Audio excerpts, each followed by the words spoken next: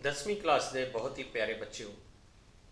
ਤਾਂ ਅੱਜ ਆਪਾਂ ਸਾਇੰਸ ਵਿਸ਼ੇ ਦਾ ਜਿਹੜਾ 11ਵਾਂ ਆਪਣਾ ਪਾਠ ਹੈਗਾ, 11ਵਾਂ ਅਧਿਆਇ ਹੈ, ਜਿਸ ਦਾ ਨਾਮ ਹੈ ਮਨੁੱਖੀ ਅੱਖ ਅਤੇ ਰੰਗ ਬਿਰੰਗਾ ਸੰਸਾਰ। ਇਸ ਬਾਰੇ ਆਪਾਂ ਜਿਹੜਾ ਹੈਗਾ ਗਿਆਨ ਹਾਸਲ ਕਰਾਂਗੇ, ਉਸ ਦੇ ਰਾਹੀਂ ਆਪਣੇ ਗਿਆਨ ਵਿੱਚ ਆਪਾਂ ਵਾਧਾ ਕਰਾਂਗੇ ਤਾਂ ਕਿ ਇਹ ਚੈਪਟਰ ਆਪਣੇ ਲਈ ਹੋਰ ਕਲੀਅਰ ਹੋ ਸਕੇ। ਸੋ ਇਸ ਦੇ ਵਿੱਚ ਆਪਾਂ ਮਨੁੱਖੀ ਅੱਖ 'ਤੇ ਹੀ ਆਧਾਰਿਤ ਜਿੰਨੇ ਵੀ ਆਪਣੇ ਤੱਤ ਹੈਗੇ ਆ, ਫੈਕਟਰ ਹੈਗੇ ਆ, ਉਹਨਾਂ ਦੀ ਹੀ ਗੱਲ ਕਰਨੀ ਹੈ। ਸਭ ਤੋਂ ਪਹਿਲਾਂ ਤਾਂ ਬੱਚਿਓ, ਤੁਸੀਂ ਇੱਕ ਪਾਠ ਪਹਿਲਾਂ ਪੜ੍ਹਿਆ ਸੀਗਾ, ਪ੍ਰਕਾਸ਼ ਦਾ ਪਰਾਵਰਤਨ ਤੇ ਅਪਵਰਤਨ। ਤੋਂ ਮਨੁੱਖੀ ਅੱਖ ਦੇ ਵਿੱਚ ਵੀ ਉਹਦੇ 'ਚੋਂ ਇੱਕ ਵਰਤਾਰਾ ਵਾਪਰਦਾ ਹੈ, ਜਿਹਨੂੰ ਆਪਾਂ ਪ੍ਰਕਾਸ਼ ਦਾ ਅਪਵਰਤਨ ਕਹਿੰਦੇ ਹਾਂ। ਤੇ ਅਪਵਰਤਨ ਮਨੁੱਖੀ ਅੱਖ ਦੇ ਵਿੱਚ ਕੌਣ ਕਰਦਾ ਹੈਗਾ? ਜਿਹੜਾ ਆਪਣਾ ਅੱਖ ਦਾ ਇੱਕ ਪੇਸ਼ੀਦਾਰ ਲੈਂਸ ਹੈਗਾ, ਕ੍ਰਿਸਟਲੀ ਲੈਂਸ ਹੈਗਾ, ਆਹ ਲੈਂਸ। ਸੋ ਇਹ ਹਿੱਸਾ ਜਿਹੜਾ ਹੈਗਾ ਪ੍ਰਕਾਸ਼ ਦਾ ਅਪਵਰਤਨ ਕਰਦਾ ਹੈਗਾ। ਸੋ ਮਨੁੱਖੀ ਅੱਖ ਬਾਰੇ ਆਪਾਂ ਨੂੰ ਪਤਾ ਹੋਣਾ ਚਾਹੀਦਾ ਹੈ ਕਿ ਜਿੰਨਾ ਵੀ ਪ੍ਰਕਾਸ਼ ਕਿਸੇ ਵੀ ਵਸਤੂ 'ਤੇ ਪੈ ਰਿਹਾ ਹੈ, ਉਹ ਵਸਤੂ 'ਤੇ ਪੈ ਕੇ ਪਰਾਵਰਤਨ ਤੋਂ ਬਾਅਦ ਸਾਡੀਆਂ ਅੱਖਾਂ ਵਿੱਚ ਦਾਖਲ ਹੁੰਦਾ ਹੈ।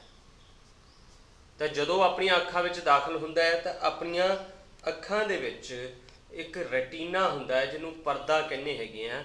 ਬਿਲਕੁਲ ਪਿਛਲੇ ਪਾਸੇ ਤੁਹਾਨੂੰ ਨਜ਼ਰ ਆ ਰਿਹਾ, ਇਹ ਰੈਟੀਨਾ ਹੈ, ਜਿਹੜੀ ਆਹ ਵਾਲੀ ਹੈ।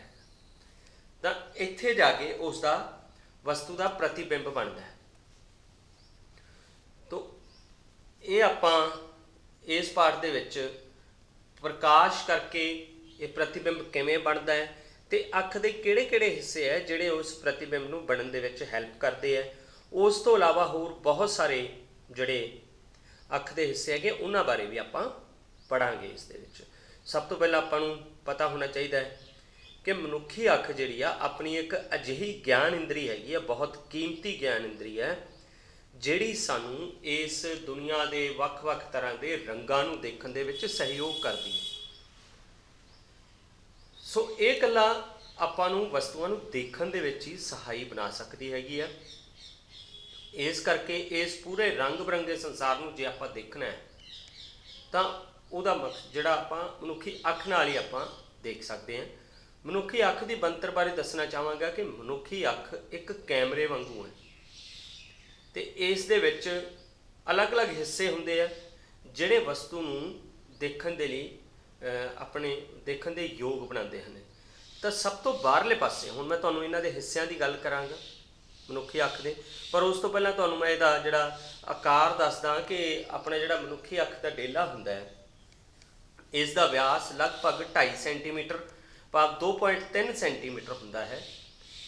ਤੇ ਇਸ ਦੇ ਜਿਹੜੇ ਹੈਗੇ ਆ ਵੱਖ-ਵੱਖ ਹਿੱਸਿਆਂ ਦੇ ਵਿੱਚ ਸਭ ਤੋਂ ਮੂਹਰਲੇ ਪਾਸੇ ਜਿਹੜਾ ਹਿੱਸਾ ਆਪਣਾ ਜਿਹੜਾ ਹੈਗਾ ਅੱਖ ਦਾ ਵਾਯੂਮੰਡਲ ਦੇ ਸੰਪਰਕ ਵਿੱਚ ਹੁੰਦਾ ਹੈ, ਇਸ ਹਿੱਸੇ ਨੂੰ ਆਪਾਂ ਕਹਿੰਦੇ ਹੈਗੇ ਆ ਕੋਰਨੀਆ। ਇਸ ਹਿੱਸੇ ਨੂੰ ਕੀ ਕਹਿੰਦੇ ਆਪਾਂ? ਕੋਰਨੀਆ। ਬਹੁਤ ਪਤਲੀ ਝਿੱਲੀ ਹੁੰਦੀ ਹੈ, ਜਿਵੇਂ ਪਿਆਜ਼ ਦੇ ਵਿਚਕਾਰ ਆਪਾਂ ਦੇਖਿਆ ਹੋਣਾ ਕਿ ਪਿਆਜ਼ ਦੇ ਵਿਚਕਾਰ ਇੱਕ ਪਤਲੀ ਝਿੱਲੀ ਹੁੰਦੀ ਹੈ, ਬਿਲਕੁਲ ਉਸ ਤਰ੍ਹਾਂ ਦੀ ਪਤਲੀ ਝਿੱਲੀ ਹੁੰਦੀ ਹੈ ਤੇ ਬਹੁਤ ਮਜ਼ਬੂਤ ਹੁੰਦੀ ਹੈ। ਤੇ ਜੇ ਇਸ ਝਿੱਲੀ ਵਿੱਚ ਨੁਕਸਾਨ ਹੋ ਜਾਵੇ ਫਿਰ ਮਨੁੱਖੀ ਅੱਖ ਨਾਲ ਬੰਦਾ ਜਿਹੜਾ ਹੈਗਾ ਉਹ ਦੇਖਣ ਯੋਗ ਨਹੀਂ ਹੈਗਾ ਗਾ। ਉਸ ਕੋਰਨੀਆ ਤੋਂ ਥੱਲੇ ਇੱਕ ਹੋਰ ਇਸ ਵਿੱਚ ਬਾਹਰਲੇ ਪਾਸੇ ਕੋਰਨੀਆ ਤੇ ਉੱਪਰਲੇ ਪਾਸੇ ਜਿਹੜੇ ਹੈਗੇ ਆ, ਇਸ ਵਿੱਚ ਆਪਣੇ ਬਾਹਰਲੇ ਪਾਸੇ ਪਲਕਾਂ ਹੁੰਦੀਆਂ, ਜਿਹੜੀਆਂ ਕਿ ਕਿਸੇ ਵੀ ਮਿੱਟੀ ਦੇ ਕਣ ਨੂੰ ਆਪਣੀ ਅੱਖ ਵਿੱਚ ਦਾਖਲ ਹੋਣ ਤੋਂ ਬਚਾਉਂਦੀਆਂ। ਕੋਰਨੀਆ ਦੇ ਥੱਲੜੇ ਪਾਸੇ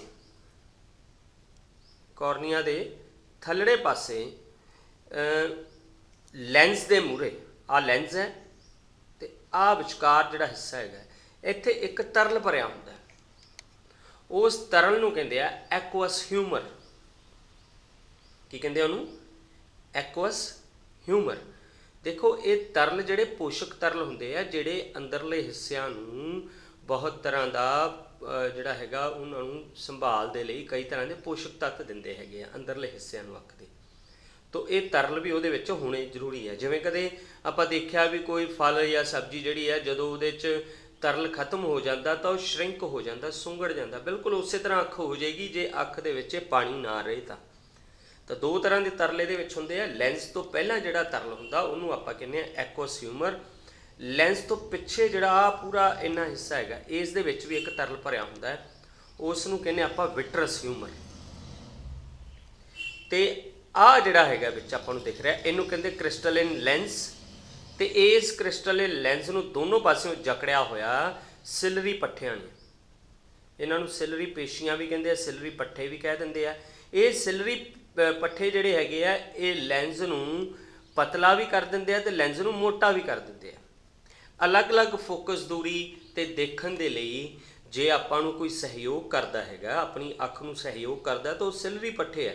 ਇਹ ਸਿਲਰੀ ਪੱਠੇ ਹੀ ਲੈਂਸ ਨੂੰ ਖਿੱਚ ਕੇ ਲੰਮਾ ਬਣਾ ਦਿੰਦੇ ਆ ਤੇ ਲੈਂਸ ਨੂੰ ਦੋਨੋਂ ਪਾਸਿਓਂ ਨੱਪ ਕੇ ਉਸ ਨੂੰ ਮੋਟਾ ਬਣਾ ਦਿੰਦੇ ਆ। ਉਹ ਲੰਮਾ ਤੇ ਮੋਟਾ ਇਸ ਲੈਂਸ ਨੂੰ ਬਣਾਉਣਾ ਉਹ ਤਾਂ ਹੁੰਦਾ ਹੈ ਕਿਉਂਕਿ ਜਦੋਂ ਫੋਕਸ ਦੂਰੀ ਅਲੱਗ-ਅਲੱਗ ਆਪਾਂ ਦੇਖਣੀ ਹੁੰਦੀ ਹੈ, ਦੂਰ ਦੀ ਫੋਕਸ ਦੂਰੀ ਤੇ ਨੇੜੇ ਦੀ ਫੋਕਸ ਦੂਰੀ ਦੇਖਣੀ ਹੁੰਦੀ। ਜਦੋਂ ਵਸਤੂਆਂ ਆਪਾਂ ਦੂਰ ਦੀਆਂ ਦੇਖਣੀਆਂ ਤੇ ਨੇੜੇ ਦੀਆਂ ਦੇਖਣੀਆਂ, ਦੋਨੇ ਵਾਰੀ ਇਹਨਾਂ ਸਿਲਰੀ ਪੱਠਿਆਂ ਨੇ ਕੰਮ ਕਰਨਾ ਹੈਗਾ। ਤਾਂ ਤੁਹਾਨੂੰ ਮੈਂ ਇਸ ਵਿੱਚ ਕੋਰਨੀਆ ਬਾਰੇ ਦੱਸਿਆ। ਸਭ ਤੋਂ ਮੂਹਰੇ ਜਿਹੜੀ ਹੈਗੀ ਹੈ ਸਤ੍ਹਾ, ਪਿਛਲੇ ਪਾਸੇ ਜੋ ਵੀ ਹਿੱਸਾ ਆਪਣੀ ਅੱਖ ਨੂੰ ਢੱਕ ਰਿਹਾ ਅੰਦਰਲੇ ਪਾਸਿਓਂ, ਉਹਨੂੰ ਕਹਿੰਦੇ ਸਕਲੈਰੋਟਿਕ। ਸਕਲੈਰੋਟਿਕ। ਉਸ ਤੋਂ ਬਾਅਦ 'ਚ ਆ ਤੁਹਾਨੂੰ ਮੈਂ ਦੱਸ ਹੀ ਦਿੱਤਾ ਸੀ, ਆਪਣੀ ਅੱਖ ਦੀ ਸਕਰੀਨ ਜਿਹੜੀ ਹੈ ਜਿੱਥੇ ਕਿ ਵਸਤੂ ਦਾ ਪ੍ਰਤੀਬਿੰਬ ਬਣਦਾ ਹੈਗਾ ਉਹਨੂੰ ਰਟੀਨਾ ਕਹਿੰਦੇ ਆ। ਇਸੇ ਤਰ੍ਹਾਂ ਜਦੋਂ ਇੱਥੇ ਪ੍ਰਤੀਬਿੰਬ ਬਣ ਗਿਆ ਤਾਂ ਇੱਥੋਂ ਸੁਨੇਹਾ ਦਿਮਾਗ ਤੱਕ ਜਾਣਾ। ਉਹ ਦਿਮਾਗ ਤੱਕ ਸੁਨੇਹਾ ਕਿਹਨੇ ਲੈ ਕੇ ਜਾਣਾ? ਪ੍ਰਕਾਸ਼ ਨਸ ਨੇ। ਕਿਉਂਕਿ ਜਦੋਂ ਤੱਕ ਆਪਾਂ ਨੂੰ ਦਿਮਾਗ ਇਜਾਜ਼ਤ ਨਹੀਂ ਦੇਵੇਗਾ ਉਦੋਂ ਤੱਕ ਰਟੀਨਾ ਤੇ ਚਾਹੇ ਪ੍ਰਤੀਬਿੰਬ ਬਣੀ ਰਵੇ, ਉਸ ਪ੍ਰਤੀਬਿੰਬ ਨੂੰ ਆਪਾਂ ਮਹਿਸੂਸ ਨਹੀਂ ਕਰ ਸਕਦੇ। ਤਾਂ ਇਹ ਜਿਹੜਾ ਅੱਖ ਦੇ ਅਲੱਗ-ਅਲੱਗ ਹਿੱਸੇ ਆ, ਕੁਝ ਇਹਦੇ ਤੇ ਦੋ ਬਿੰਦੂ ਹੁੰਦੇ ਆ ਰਟੀਨਾ ਦੇ ਨੇੜੇ। ਇੱਕ ਅੰਧ ਬਿੰਦੂ ਹੁੰਦਾ ਹੈ ਤੇ ਇੱਕ ਪੀਲਾ ਬਿੰਦੂ ਹੁੰਦਾ ਹੈ। ਅੰਧ ਬਿੰਦੂ ਅੱਖ ਦਾ ਅਜਿਹਾ ਬਿੰਦੂ ਹੈ ਜਿੱਥੇ ਕਿ ਵਸਤੂ ਨੂੰ ਜਿਹੜਾ ਹੈਗਾ ਉਹ ਦੇਖਿਆ ਨਹੀਂ ਜਾ ਸਕਦਾ। ਇੱਕ ਆਪਾਂ ਕਿਰਿਆ ਕਰ ਸਕਦੇ ਹਾਂ ਉਸ ਦੇ ਲਈ, ਸਿੰਪਲ ਜੀ ਕਿਰਿਆ ਤੁਹਾਨੂੰ ਮੈਂ ਅੱਗੇ ਕਰਾਵਾਂਗਾ ਜਿਸ ਨਾਲ ਤੁਸੀਂ ਅੰਧ ਬਿੰਦੂ ਦਾ ਵੀ ਆਪਣਾ ਪਤਾ ਲਾ ਸਕਦੇ ਹੈਗੇ ਆ। ਹੁਣ ਇਸ ਦੇ ਵਿੱਚ ਅੱਖ ਦੇ ਵਿੱਚ ਹੋਰ ਵੀ ਰਚਨਾਵਾਂ ਹੁੰਦੀਆਂ ਹਨ। ਕੋਰਨੀਆ ਦੇ ਪਿੱਛੇ ਇੱਕ ਆਪਾਂ ਅੱਖ ਦੇ ਵਿੱਚ ਕਾਲੇ ਰੰਗ ਦਾ ਜਿਹੜਾ ਹਿੱਸਾ ਦੇਖਿਆ ਹੁੰਦਾ ਹੈ ਉਹਨੂੰ ਕਹਿੰਦੇ ਆ ਆਇਰਸ। ਉਹਨੂੰ ਕਹਿੰਦੇ ਹਨ ਆਇਰਸ। ਤੇ ਉਹਦੇ ਵਿਚਕਾਰ ਇੱਕ ਛੋਟੀ ਜਿਹੀ ਮੋਰੀ ਹੁੰਦੀ ਹੈ ਜਿਹੜੀ ਆਪਾਂ ਅੱਖ ਨੂੰ ਜਦੋਂ ਬਹੁਤ ਬਰੀਕੀ ਨਾਲ ਦੇਖਾਂਗੇ ਉਸ ਮੋਰੀ ਨੂੰ ਕਹਿੰਦੇ ਆਪਾਂ ਪੁਤਲੀ। ਆਪਣੇ ਇੱਥੇ ਜੇ ਆਇਰਸ ਹੁੰਦਾ ਹੈ ਤੇ ਆਇਰਸ ਦੇ ਵਿੱਚ ਗੋਲਾਕਾਰ ਇੱਕ ਛੋਟੀ ਜਿਹੀ ਮੋਰੀ ਹੁੰਦੀ ਹੈ ਜਿਸ ਨੂੰ ਆਪਾਂ ਕਹਿੰਦੇ ਹਾਂ ਪੁਤਲੀ। ਹੁਣ ਇਸ ਪੁਤਲੀ ਬਾਰੇ ਦੱਸਣਾ ਚਾਹਾਂਗਾ ਕਿ ਪੁਤਲੀ ਜਿਹੜੀ ਹੈਗੀ ਹੈ ਉਹ ਪ੍ਰਕਾਸ਼ ਦੀ ਮਾਤਰਾ ਨੂੰ ਕੰਟਰੋਲ ਕਰਦੀ ਹੈ ਜਿਹੜੀ ਅੰਦਰ ਜਾਂ ਬਾਹਰ ਜਾਣੀ ਹੈ। ਵੈਸੇ ਤਾਂ ਕੰਟਰੋਲ ਆਇਰਸ ਨਹੀਂ ਕਰਨਾ ਕਿਉਂਕਿ ਆਇਰਸ ਦੇ ਵਿੱਚ ਤੁਸੀਂ ਇੱਕ ਕੰਮ ਕਰਨਾ ਹੈਗਾ ਕਿ ਕਿਸੇ ਦੀ ਅੱਖ ਦੇ ਵਿੱਚ ਦੇਖ ਕੇ ਤੁਸੀਂ ਪੁਤਲੀ ਦਾ ਤੇ ਜਿਹੜਾ ਆਇਰਸ ਦਾ ਮੁਆਇਨਾ ਕਰਨਾ ਹੈਗਾ। ਤੁਸੀਂ ਦੇਖੋਗੇ ਜਿਹੜਾ ਆਪਣੇ ਕਾਲਾ ਜਿਹਾ ਡੇਲਾ ਹੁੰਦਾ ਉਸ ਦੇ ਬਿਲਕੁਲ ਵਿਚਾਲੇ ਇੱਕ ਮੋਰੀ ਹੋਵੇਗੀ, ਉਸ ਦੇ ਦੁਆਲੇ ਕਈ ਲੰਮੀਆਂ ਜਿਹੀਆਂ ਲਕੀਰਾਂ ਤੁਹਾਨੂੰ ਆਇਰਸ ਦੇ ਐਂਡ ਤੱਕ ਜਾਂਦੀਆਂ ਦਿਸਣਗੀਆਂ, ਸਾਰੇ ਗੋਲਾਕਾਰ।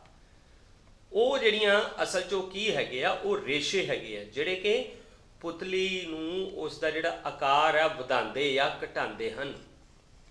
ਇੱਕ ਛੋਟੀ ਜਿਹੀ ਕਿਰਿਆ ਹੈ।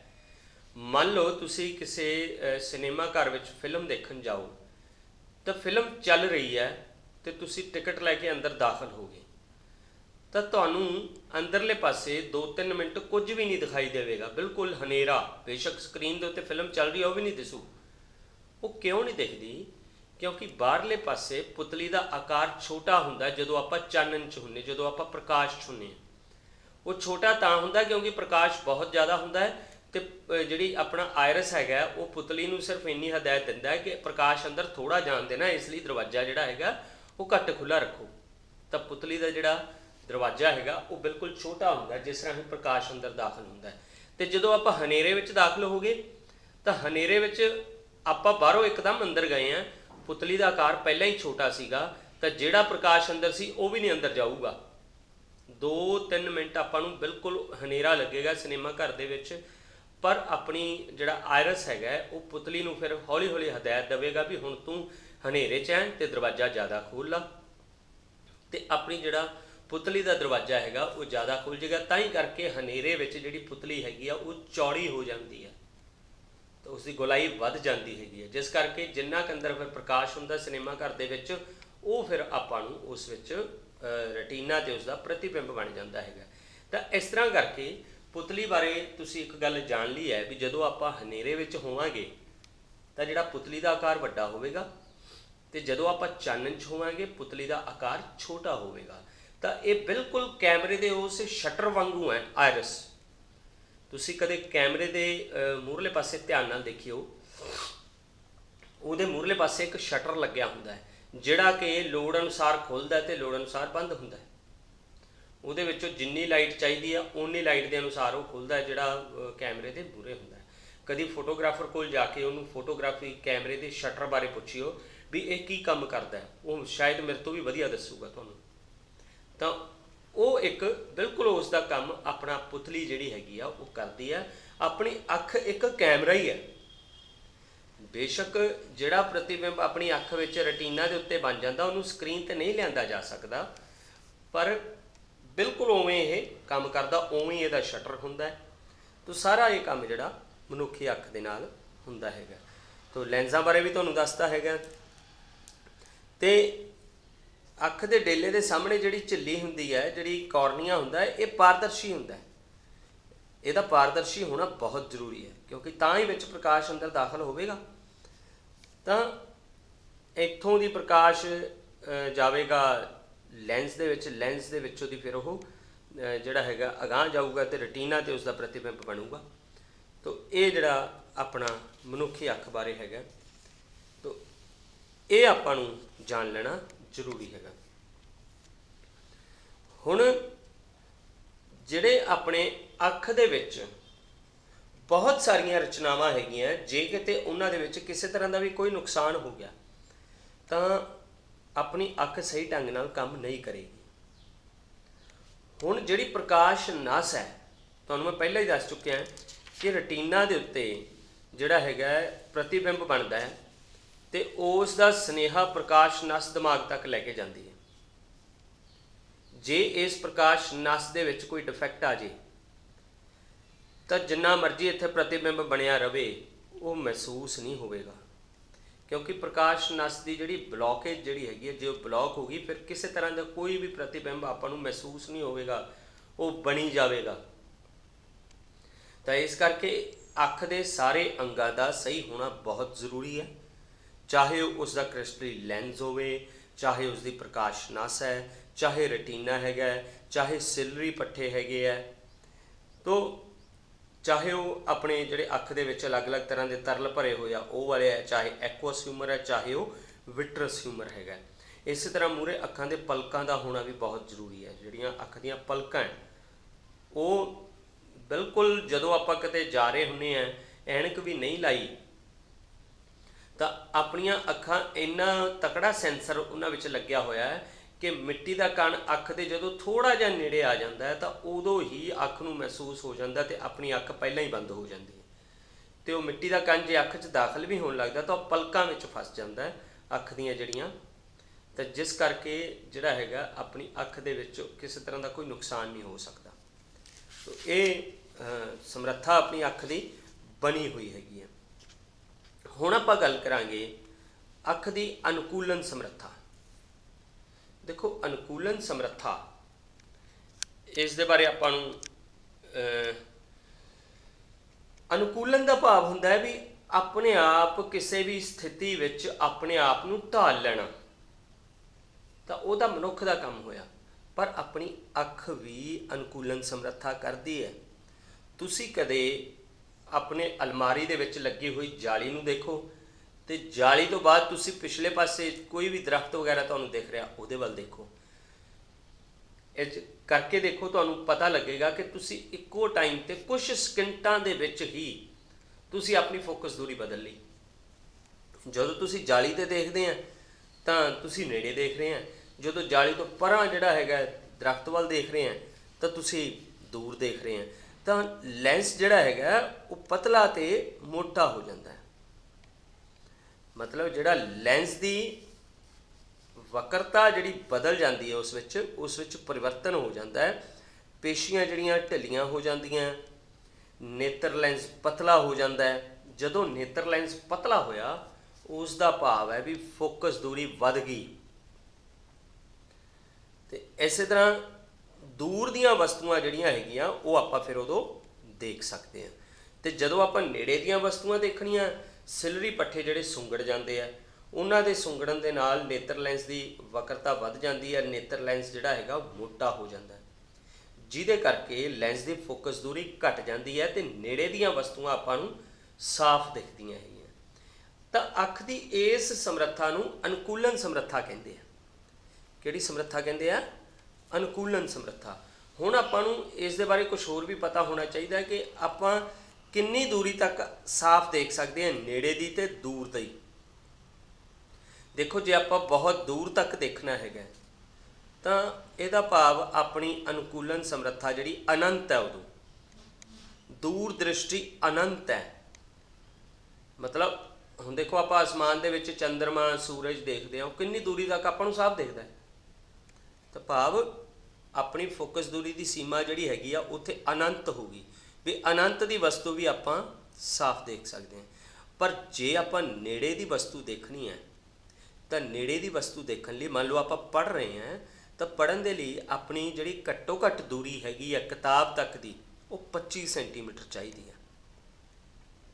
ਜੇ ਉਹ 25 ਸੈਂਟੀਮੀਟਰ ਤੋਂ ਘਟ ਗਈ, ਇਸ 25 ਸੈਂਟੀਮੀਟਰ ਨੂੰ ਕੀ ਕਹਿੰਦੇ ਆਪਾਂ? ਸਪਸ਼ਟਤਮ ਦ੍ਰਿਸ਼ਟੀ ਦੀ ਨਿਊਨਤਮ ਦੂਰੀ। ਤਾਂ ਅੱਖ ਦਾ ਨਿਕਟ ਬਿੰਦੂ ਵੀ ਇਹ ਹੈਗਾ, ਸਪਸ਼ਟਤਮ ਦ੍ਰਿਸ਼ਟੀ ਦੀ ਨਿਊਨਤਮ ਦੂਰੀ ਵੀ ਇਹੀ ਹੈਗੀ ਹੈ। ਤਾਂ ਇਸ ਬਿੰਦੂ ਨੂੰ ਆਪਾਂ ਆਪਣਾ ਅੱਖ ਦਾ ਨਿਕਟ ਬਿੰਦੂ ਕਹਿ ਸਕਦੇ ਹਾਂ। ਪਰ ਦੂਰ ਬਿੰਦੂ ਕਿਹੜਾ ਹੋਇਆ? ਜਿੰਨੀ ਦੂਰੀ ਤੱਕ ਦੀ ਵਸਤੂ ਆਪਾਂ ਕਲੀਅਰ ਦੇਖ ਸਕਦੇ ਹਾਂ ਤਾਂ ਉਹ ਦੂਰਤਮ ਬਿੰਦੂ, ਮਤਲਬ ਉਹ ਦੂਰ ਪਈ ਵਸਤੂ ਜਿਹੜੀ ਆਪਾਂ ਦੇਖ ਰਹੇ ਹਾਂ, ਚਾਹੇ ਅਸਮਾਨ ਦੇ ਵਿੱਚ ਸੂਰਜ ਦੇਖ ਰਹੇ ਹਾਂ, ਤਾਰੇ ਦੇਖ ਰਹੇ ਹਾਂ, ਤਾਂ ਮੰਨ ਲਓ ਇੱਕ ਤਾਰੇ ਨੂੰ ਮੰਨ ਕੇ ਆਪਾਂ ਦੂਰਤਮ ਬਿੰਦੂ ਮੰਨ ਕੇ ਜਿਹੜੀ ਆਪਾਂ ਦੂਰੀ ਕਹਾਂਗੇ, ਉਹ ਅੱਖ ਦਾ ਦੂਰ ਬਿੰਦੂ ਹੈ। ਤਾਂ ਮੈਂ ਤੁਹਾਨੂੰ ਨੇੜੇ ਦੀ ਦੂਰੀ ਦੀ ਗੱਲ ਦੱਸ ਰਿਹਾ ਸੀਗਾ। ਜੇ ਆਪਾਂ 25 ਸੈਂਟੀਮੀਟਰ ਤੋਂ ਨੇੜੇ ਕਰਕੇ ਕਿਤਾਬ ਨੂੰ ਦੇਖਾਂਗੇ, ਕਾਪੀ ਨੂੰ ਦੇਖਾਂਗੇ, ਤਾਂ ਤੁਸੀਂ ਨੋਟ ਕਰੋਗੇ ਕਿ ਤੁਹਾਡੀਆਂ ਅੱਖਾਂ 'ਤੇ ਸਟ੍ਰੇਨ ਪਊਗਾ, ਤੁਹਾਨੂੰ ਜਿਹੜਾ ਤੁਹਾਡਾ ਸਿਰ ਆ ਉਹ ਦੁਖਣਾ ਸ਼ੁਰੂ ਹੋ ਜਾਏਗਾ।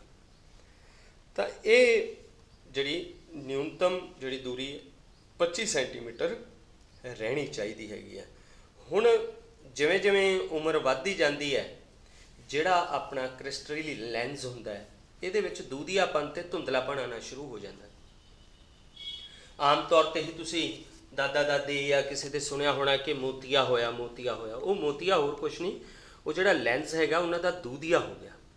ਉਸ ਦੇ ਵਿੱਚ ਪਏ ਹੋਏ ਜਿਹੜੇ ਤਰਲ ਹੈ ਉਹਨਾਂ ਦੇ ਵਿੱਚ ਦੂਧੀਆਪਨ ਆ ਗਿਆ। ਤਾਂ ਉਹ ਫਿਰ ਆਪਰੇਸ਼ਨ ਕਰਕੇ ਉਹ ਮੋਤੀਆ ਜਿਹੜਾ ਹੈਗਾ ਉਹ ਕੱਢਣਾ ਪੈਂਦਾ, ਤਾਂ ਜਿਸ ਨਾਲ ਜਿਹੜਾ ਹੈਗਾ ਫਿਰ ਜਿਹੜੀ ਮੁੜ ਅੱਖ ਦੀ ਨਜ਼ਰ ਜਿਹੜੀ ਆ ਜਾਂਦੀ ਹੈਗੀ ਹੈ ਸਹੀ। ਹੁਣ ਵੇਖਣ ਲਈ ਦੋ ਅੱਖਾਂ ਕਿਉਂ ਆ, ਇੱਕ ਕਿਉਂ ਨਹੀਂ ਹੈਗੀ? ਸੋਚ ਕੇ ਦੇਖੋ, ਜੇ ਇੱਕ ਹੁੰਦੀ ਆਪਾਂ ਕਿਹੋ ਜਿਹੇ ਲੱਗਦੇ ਤੇ ਆਪਾਂ ਕਿਵੇਂ ਮਹਿਸੂਸ ਕਰਦੇ? ਦੇਖੋ, ਦੋਵਾਂ ਅੱਖਾਂ ਦੇ ਨਾਲ ਤੁਸੀਂ ਇੱਕ ਕੰਮ ਕਰਨਾ ਹੈ ਕਿ ਇੱਕ ਵਾਰੀ ਆਪਣੀ ਸੱਜੀ ਅੱਖ ਬੰਦ ਕਰਕੇ ਕਿਸੇ ਚੀਜ਼ ਨੂੰ ਦੇਖਣਾ ਹੈ ਤੇ ਇੱਕ ਵਾਰੀ ਆਪਣੀ ਖੱਬੀ ਅੱਖ ਬੰਦ ਕਰਕੇ ਦੇਖਣਾ ਹੈ। ਦੇਖ ਕੇ ਦੇਖੋ, ਤੁਹਾਨੂੰ ਜ਼ਿਆਦਾ ਪਤਾ ਲੱਗੇਗਾ। ਤੇ ਫਿਰ ਜਿਹੜਾ ਹੈਗਾ ਦੋਨਾਂ ਅੱਖਾਂ ਨਾਲ ਉਸ ਵਸਤੂ ਨੂੰ ਦੇਖਣਾ ਹੈ। ਤੁਸੀਂ ਦੇਖੋਗੇ ਜਦੋਂ ਤੁਸੀਂ ਜਿਹੜੀ ਸੱਜੀ ਅੱਖ ਬੰਦ ਕੀਤੀ ਤਾਂ ਵਸਤੂ ਤੁਹਾਨੂੰ ਹੋਰ ਸਥਿਤੀ 'ਤੇ ਦਿਖੂਗੀ, ਜਦੋਂ ਖੱਬੀ ਅੱਖ ਨਾਲ ਬੰਦ ਕੀਤੀ ਤਾਂ ਵਸਤੂ ਤੁਹਾਨੂੰ ਹੋਰ ਸਥਿਤੀ 'ਤੇ ਦਿਖੇਗੀ। ਪਰ ਜਦੋਂ ਦੋਨਾਂ ਅੱਖਾਂ ਨਾਲ ਤੁਸੀਂ ਵਸਤੂ ਨੂੰ ਦੇਖਿਆ ਤਾਂ ਉਹ ਬਿਲਕੁਲ ਵਿਚਾਲੇ ਦਿਖੀ। ਇਸ ਦਾ ਭਾਵ ਹੈ ਕਿ ਜਿਹੜਾ ਦੋਵਾਂ ਅੱਖਾਂ ਦੇ ਹੋਣ ਦੇ ਬਹੁਤ ਸਾਰੇ ਲਾਭ ਹੈਗੇ ਆ। ਦੇਖੋ, ਇੱਥੇ ਲਿਖਿਆ ਵੀ ਹੋਇਆ ਕਿ ਇੱਕ ਮਨੁੱਖੀ ਅੱਖ ਦਾ ਖਿਤੀਜ ਦ੍ਰਿਸ਼ਟੀ ਖੇਤਰ ਲਗਭਗ 150 ਡਿਗਰੀ ਤੱਕ ਹੁੰਦਾ ਹੈ। 150 ਡਿਗਰੀ। ਭਾਵ ਜਿਹੜਾ ਆਪਾਂ ਆਸ-ਪਾਸ ਦਾ ਏਰੀਆ ਵੀ ਦੇਖਣਾ ਹੈ, ਤੁਸੀਂ ਐਂਗਲ ਡੀ ਤੇ ਦੇਖੋ 180 ਡਿਗਰੀ ਕਿੰਨਾ ਹੁੰਦਾ ਹੈ ਤੇ 150 ਡਿਗਰੀ ਕਿੰਨਾ ਹੁੰਦਾ ਹੈ। 0 ਤੋਂ 150 ਦੇ ਵਿੱਚ ਦੀ ਦੂਰੀ ਜਿਹੜੀ ਇੱਕ ਅੱਖ ਦੇਖ ਸਕਦੀ ਹੈ, ਐਵੇਂ ਦੂਸਰੀ ਅੱਖ ਵੀ ਦੇਖ ਸਕਦੀ ਹੈ। ਪਰ ਜਦੋਂ ਦੋਨਾਂ ਅੱਖਾਂ ਨਾਲ ਆਪਾਂ ਦੇਖਦੇ ਹਾਂ ਤਾਂ ਇਹ 150 ਡਿਗਰੀ ਦੀ ਬਜਾਏ 180 ਡਿਗਰੀ ਹੋ ਜਾਂਦਾ ਹੈ। ਭਾਵ ਜਿਹੜੀ ਆਸ-ਪਾਸ ਦੀ ਦ੍ਰਿਸ਼ਟੀ ਦੇਖਣ ਦਾ ਏਰੀਆ ਜਿਹੜਾ ਹੈਗਾ ਦੋਨਾਂ ਅੱਖਾਂ ਨਾਲ ਉਹ ਵੱਧ ਜਾਂਦਾ ਹੈ। ਇੱਕ ਇਹ ਹੈ ਵੀ ਦੋਵਾਂ ਅੱਖਾਂ ਨਾਲ ਦੇਖਣ ਦੇ ਨਾਲ ਸਾਨੂੰ ਜਿਹੜੀ ਕੋਈ ਵੀ ਵਸਤੂ ਜਿਹੜੀ ਹੈਗੀ ਹੈ ਉਹ ਬਿਲਕੁਲ ਸੈਂਟਰ ਵਿੱਚ ਦਿਖਾਈ ਦੇਵੇਗੀ। ਤਾਂ ਜੇ ਇੱਕ ਅੱਖ ਹੁੰਦੀ ਫਿਰ ਆਪਾਂ ਨੂੰ ਪਤਾ ਨਹੀਂ ਲੱਗਣਾ ਸੀਗਾ ਵੀ ਇਹ ਬਿਲਕੁਲ ਵਿਚਾਲੇ ਆ ਵਸਤੂ ਜਾਂ ਇੱਧਰ ਹੈ ਜਾਂ ਉੱਧਰ ਹੈ। ਤਾਂ ਇਸ ਕਰਕੇ ਦੋਵਾਂ ਅੱਖਾਂ ਦੇ ਹੋਣ ਦੇ ਬਹੁਤ ਫਾਇਦੇ ਹੈਗੇ ਆ। ਸਾਨੂੰ ਜਿਹੜਾ ਹੈਗਾ ਵੱਖ-ਵੱਖ ਵਸਤੂਆਂ, ਚਾਹੇ ਉਹ ਦੂਰ ਪਈਆਂ ਹੋਈਆਂ ਚਾਹੇ ਉਹ ਨੇੜੇ ਪਈਆਂ ਹੋਈਆਂ, ਉਹ ਸਹੀ ਆਪਾਂ ਨੂੰ ਦਿਖਾਈ ਦੇਣਗੀਆਂ। ਤਾਂ ਇਹ ਜਿਹੜਾ ਹੈਗਾ ਆਪਣਾ ਹੁਣ ਜਿਹੜਾ ਤੁਸੀਂ ਦੇਖੋ ਕਿ ਅਰਜੁਨ ਜਿਹੜਾ ਸ਼ਿਕਾਰ ਜਦੋਂ ਤੀਰ ਚਲਾਉਂਦਾ ਸੀਗਾ ਤਾਂ ਤੀਰ ਚਲਾਉਣ ਵੇਲੇ ਉਹਨੂੰ ਉਹਦੇ ਗੁਰੂ ਨੇ ਕਿਹਾ ਸੀਗਾ ਵੀ ਹਾਂ ਵੀ ਅਰਜੁਨ ਤੈਨੂੰ ਕੀ ਦਿਖਦਾ ਹੈਗਾ ਦਰਖਤ 'ਤੇ ਜਿਹੜਾ ਮੈਂ ਤੈਨੂੰ ਤੀਰ ਚਲਾਉਣ ਲਈ ਕਿਹਾ? ਉਹ ਕਹਿੰਦਾ ਮੈਨੂੰ ਚਿੜੀ ਦੀ ਇਕੱਲੀ ਅੱਖ ਦਿਸਦੀ ਹੈ। ਤਾਂ ਉਹਨੇ ਨਿਸ਼ਾਨਾ ਇਕੱਲੀ ਉਸ ਚਿੜੀ ਦੀ ਅੱਖ 'ਤੇ ਲਾਉਣਾ ਸੀਗਾ, ਉਹਨੂੰ ਉਹੀ ਕਿਹਾ ਗਿਆ ਸੀਗਾ। ਤਾਂ ਬਿਲਕੁਲ ਉਸੇ ਤਰ੍ਹਾਂ ਅੱਖ ਦੇਖੋ ਵੀ ਉਹ ਐਡੀ ਕਲਾਤਮਕ ਬਣਤਰ ਹੈਗੀ ਹੈ ਵੀ ਉਹਨੇ ਤੀਰ ਚਲਾਇਆ ਤੇ ਬਿਲਕੁਲ ਐਕੂਰੇਟ, ਦਿਮਾਗ ਨਾਲ ਉਹਦਾ ਬਿਲਕੁਲ ਕਨੈਕਸ਼ਨ ਸੀ, ਉਹਦੇ ਅਭਿਆਸ ਦਾ। ਅੱਖਾਂ ਦਾ ਵੀ ਆਪਣੇ ਇਹੀ ਕੰਮ ਹੈ। ਜੇ ਆਪਾਂ ਪੜ੍ਹ ਰਹੇ ਹਾਂ ਤਾਂ ਪੜ੍ਹਨ ਵੇਲੇ ਵੀ ਅੱਖਾਂ ਲਈ ਆਪਣੇ ਰੌਸ਼ਨੀ ਸਹੀ ਚਾਹੀਦੀ ਹੈ, ਆਪਣੀ ਕੰਸਨਟ੍ਰੇਸ਼ਨ ਭਾਵ ਬਿਲਕੁਲ ਆਪਾਂ ਉਸ ਵੱਲ ਧਿਆਨ ਵਸਤੂ ਵੱਲ ਦੇ ਰਹੇ ਹਾਂ ਜੋ ਚੀਜ਼ ਆਪਾਂ ਪੜ੍ਹ ਰਹੇ ਹੈਗੇ ਹਾਂ। ਤਾਂ ਅੱਖਾਂ ਦਾ ਬਹੁਤ ਜ਼ਿਆਦਾ ਉਪਯੋਗ ਹੈਗਾ। ਇਹ ਤੁਹਾਨੂੰ ਮੈਂ ਵੈਸੇ ਹੀ ਅੱਖ ਦਾ ਉਪਯੋਗ ਦੱਸ ਰਿਹਾ ਸੀਗਾ, ਕਿਵੇਂ ਇਤਿਹਾਸ ਦੇ ਵਿੱਚ ਵੀ ਇਹਨਾਂ ਨੂੰ ਕਿੰਨਾ ਵੱਡਾ ਸਥਾਨ ਮਿਲਿਆ ਹੋਇਆ ਆਪਣੇ ਸਰੀਰ ਦੇ ਅੰਗਾਂ ਨੂੰ। ਤਾਂ ਇਸ ਤਰ੍ਹਾਂ ਆਪਾਂ ਦੂਰ ਦੀਆਂ ਅਤੇ ਨੇੜੇ ਦੀਆਂ ਜਿਹੜੀਆਂ ਵਸਤੂਆਂ ਹੈਗੀਆਂ ਉਹ ਦੇਖ ਸਕਦੇ ਹੈਗੇ ਹਾਂ। ਹੁਣ ਇਹਨਾਂ ਅੱਖਾਂ ਦੇ ਵਿੱਚ ਜਦੋਂ ਕਦੇ ਕੋਈ ਪ੍ਰੋਬਲਮ ਆਉਂਦੀ ਹੈਗੀ ਆ, ਕੋਈ ਸਮੱਸਿਆ ਆਉਂਦੀ ਹੈਗੀ ਆ, ਤਾਂ ਕਈ ਤਰ੍ਹਾਂ ਦੇ ਦੋਸ਼ ਪੈਦਾ ਹੁੰਦੇ ਆ। ਹੁਣ ਆਪਾਂ ਉਹਨਾਂ ਦੋਸ਼ਾਂ ਦੀ ਗੱਲ ਕਰਾਂਗੇ ਕਿ ਅੱਖ ਦੇ ਵਿੱਚ ਜਿਵੇਂ ਜਿਵੇਂ ਆਪਣੀ ਉਮਰ ਵੱਧਦੀ ਹੈ ਜਾਂ ਆਪਾਂ ਜੇ ਕਿਤੇ ਅੱਖ ਦੀ ਲੋੜ ਤੋਂ ਵੱਧ ਵਰਤੋਂ ਕਰ ਰਹੇ ਹਾਂ, ਲੋੜ ਤੋਂ ਵੱਧ ਵਰਤੋਂ ਤੋਂ ਭਾਵ ਹੈ ਵੀ ਜੇ ਜ਼ਿਆਦਾ ਟੀਵੀ ਮੋਬਾਈਲ ਜਾਂ ਇਸ ਤਰ੍ਹਾਂ ਦੇ ਚੀਜ਼ਾਂ ਵੱਲ ਜ਼ਿਆਦਾ ਧਿਆਨ ਦੇ ਰਹੇ ਹੈਗੇ ਆ, ਜੇ ਆਪਾਂ ਅੱਖਾਂ ਨੂੰ ਜ਼ਿਆਦਾ ਸਮਾਂ ਉਸ ਰੌਸ਼ਨੀ ਵੱਲ ਦਿੰਦੇ ਹਾਂ, ਕਿਉਂਕਿ ਮੋਬਾਈਲ ਦੀ ਲਾਈਟ ਵੀ ਬਹੁਤ ਤੇਜ਼ ਹੁੰਦੀ ਹੈ, ਟੀਵੀ ਦੀ ਲਾਈਟ ਵੀ ਬਹੁਤ ਤੇਜ਼ ਹੁੰਦੀ ਹੈ, ਤਾਂ ਅੱਖਾਂ 'ਤੇ ਅਸਰ ਪੈਣਾ ਸੁਭਾਵਿਕ ਹੈ। ਤਾਂ ਉਸ ਸਥਿਤੀ ਵਿੱਚ ਅੱਖਾਂ ਵਿੱਚ ਦੋ ਤਰ੍ਹਾਂ ਦੇ ਦੋਸ਼ ਹੁੰਦੇ ਆ। ਹੁਣ ਤਾਂ ਇਹ ਦੋਸ਼ ਇਕੱਲੇ ਬਜ਼ੁਰਗਾਂ ਦੇ ਵਿੱਚ ਹੀ ਨਹੀਂ, ਇਹ ਤਾਂ ਹੁਣ ਛੋਟੀ ਉਮਰ ਦੇ ਵਿੱਚ ਵੀ ਆਉਣੇ ਸ਼ੁਰੂ ਹੋ ਗਏ ਆ। ਤੁਸੀਂ ਸਕੂਲਾਂ ਵਿੱਚ ਦੇਖੇ ਹੋਣਗੇ ਕਈ ਬੱਚਿਆਂ ਦੇ ਐਨਕਾਂ ਲੱਗੀਆਂ ਹੁੰਦੀਆਂ। ਐਨਕਾਂ ਲੱਗਣ ਦਾ ਕਾਰਨ ਕੀ ਹੈ? ਇਹ ਦੋ ਦੋਸ਼ ਹੈ, ਇੱਕ ਨਿਕਟ ਦ੍ਰਿਸ਼ਟੀ ਦੋਸ਼ ਅਤੇ ਇੱਕ ਦੂਰ ਦ੍ਰਿਸ਼ਟੀ ਦੋਸ਼। ਅਤੇ ਇੱਕ ਜਿਹੜਾ ਤੀਸਰਾ ਦੋਸ਼ ਹੈਗਾ ਜਿਹਨੂੰ ਜਰਾ ਦੂਰ ਦ੍ਰਿਸ਼ਟਤਾ ਦੋਸ਼ ਕਹਿੰਦੇ ਆ। ਤਾਂ ਇਹਨਾਂ ਤਿੰਨਾਂ ਦੋਸ਼ਾਂ ਦਾ ਆਪਾਂ ਕਾਰਨ ਜਾਣਨ ਦੀ ਕੋਸ਼ਿਸ਼ ਕਰਾਂਗੇ ਅਤੇ ਉਸ ਨੂੰ ਕਿਵੇਂ ਠੀਕ ਕੀਤਾ ਜਾ ਸਕਦਾ ਇਹ ਆਪਾਂ ਦੇਖਣ ਦੀ ਕੋਸ਼ਿਸ਼ ਕਰਾਂਗੇ। ਦੇਖੋ ਆਮ ਤੌਰ 'ਤੇ ਕੀ ਹੁੰਦਾ ਹੈ ਕਿ ਪਹਿਲਾਂ ਆਪਾਂ ਨਿਕਟ ਦ੍ਰਿਸ਼ਟੀ ਦੋਸ਼ ਬਾਰੇ ਪੜ੍ਹ ਰਹੇ ਹਾਂ। ਆਮ ਤੌਰ 'ਤੇ ਆਪਣੇ ਕੋਈ ਵੀ ਵਸਤੂ ਪਈ ਹੋਵੇ ਤਾਂ ਉਹਦਾ ਪ੍ਰਤੀਬਿੰਬ ਇੱਥੇ ਰੈਟੀਨਾ 'ਤੇ ਬਣਦਾ ਹੈ, ਸਹੀ ਹੈ।